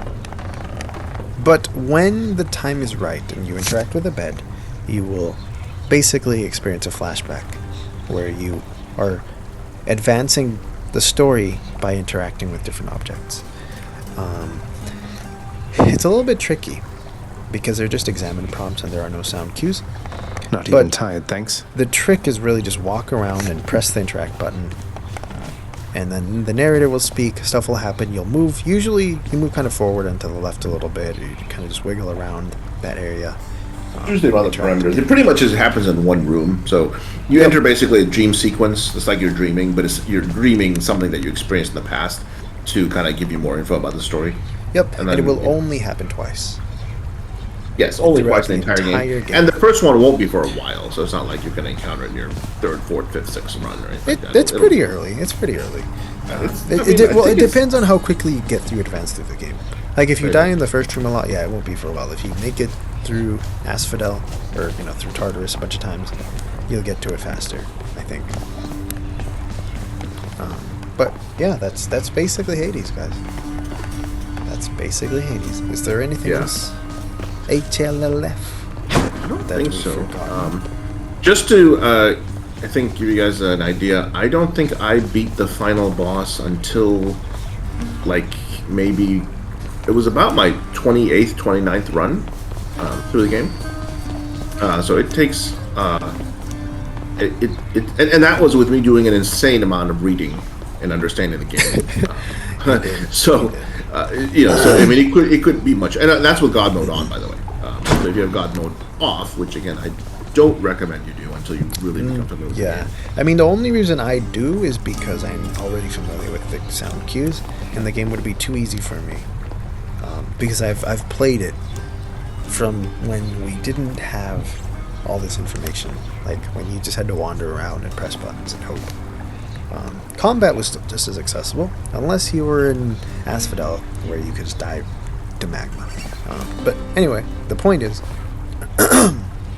you had to be much more familiar with how enemies worked, because the game was much less forgiving.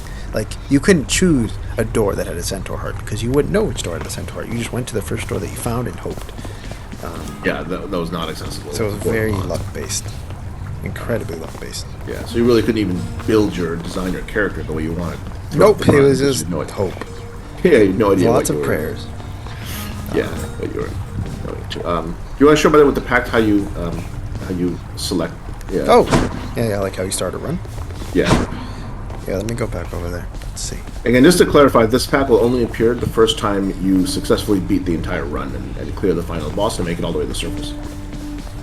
Until then, this won't appear. By the way, you need to beat the game 10 times just to see the credits. And when you do, that's still not the end of the story. Yeah, not even close. Okay. Let's go to the window. The winder. So, one of the options makes a sound. When you reach that, you're on the exit. That's the start run option. It's always that one. That one also has a left column thing, and that's just the help screen. Order in which they're listed in the wiki starts from right below the one. That's the start the run button. What did you say? Sorry, I was interrupting you with speech. You just couldn't. Oh, sorry. I said the order in which the entries of the Pact are listed in the wiki. Like the top one starts one below the start run button. Yep. Yeah. I think by default you're placed on the by default you're placed on the start run button. Yes, and also keeping in mind that the pack will always retain what you last used for your last run. So it won't always start at heat 0. It'll remember what you last did. So if you want to make changes, even if you switch weapons. Yeah, even if you switch weapons, it will always keep what you last had. So you're gonna want to fight with them. Usually, what I do is I'll just, unless I specifically remember exactly what I had, I'll just go down the left-hand column on all 15 and just hit A just to make sure that everything's off, and then I'll turn on the ones that I want. Yep. That's what I do as well. Yep. And I think that's it, I think that's it. I think so. That's everything. That covers everything. Yeah, we just surpassed 4 hours. Whoo, man! I'm surprised. Well, actually, no. Just coming up on 3.5 hours. Close enough. 4 hours. Yep. 3.5 hours. 3.5. Yeah. My voice. In 2 minutes, we'll hit 3.5. I'm very thirsty. So thirsty. Oh. So yeah. If you have any questions, feel free to just post in the comments. You can post on the forum if you have an account on the forum. We're going to create a thread for this video. And yeah, we'll be posting it soon. Assuming there aren't any horrible technical glitches. Until we find out in a second that it turns out that this whole thing wasn't recording. And, oh god. We just spent the last 3.5 hours talking to each other.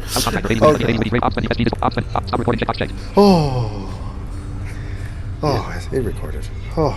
Did you stop the recording or is it recording? No, it's still recording. You're going to close the game. Oh, that was scary. That was very. Well, you know how it goes, right? Well, see, what actually usually happens to me is not that I don't stop recording, it's that with OBS, I forget to unmute my microphone. So I'll be talking, I'll spend like an hour and a half. I think that happened with the original Hades recording. I literally recorded like an hour, I stopped it, I was like, okay, we're good. I checked, I played it, my voice never once came through. Well, that would be funny if this whole time your voice didn't come through and mine did. That would be wonderfully confusing for everybody. That would be awesome. I would probably still upload it. Like, here you go, guys. All right. Okay, I'm gonna close the game well now. Then, shall we? Yeah, shall we? Let's end this stream. night, everybody. Bye, everybody. Night, Goodbye, goodbye, goodbye.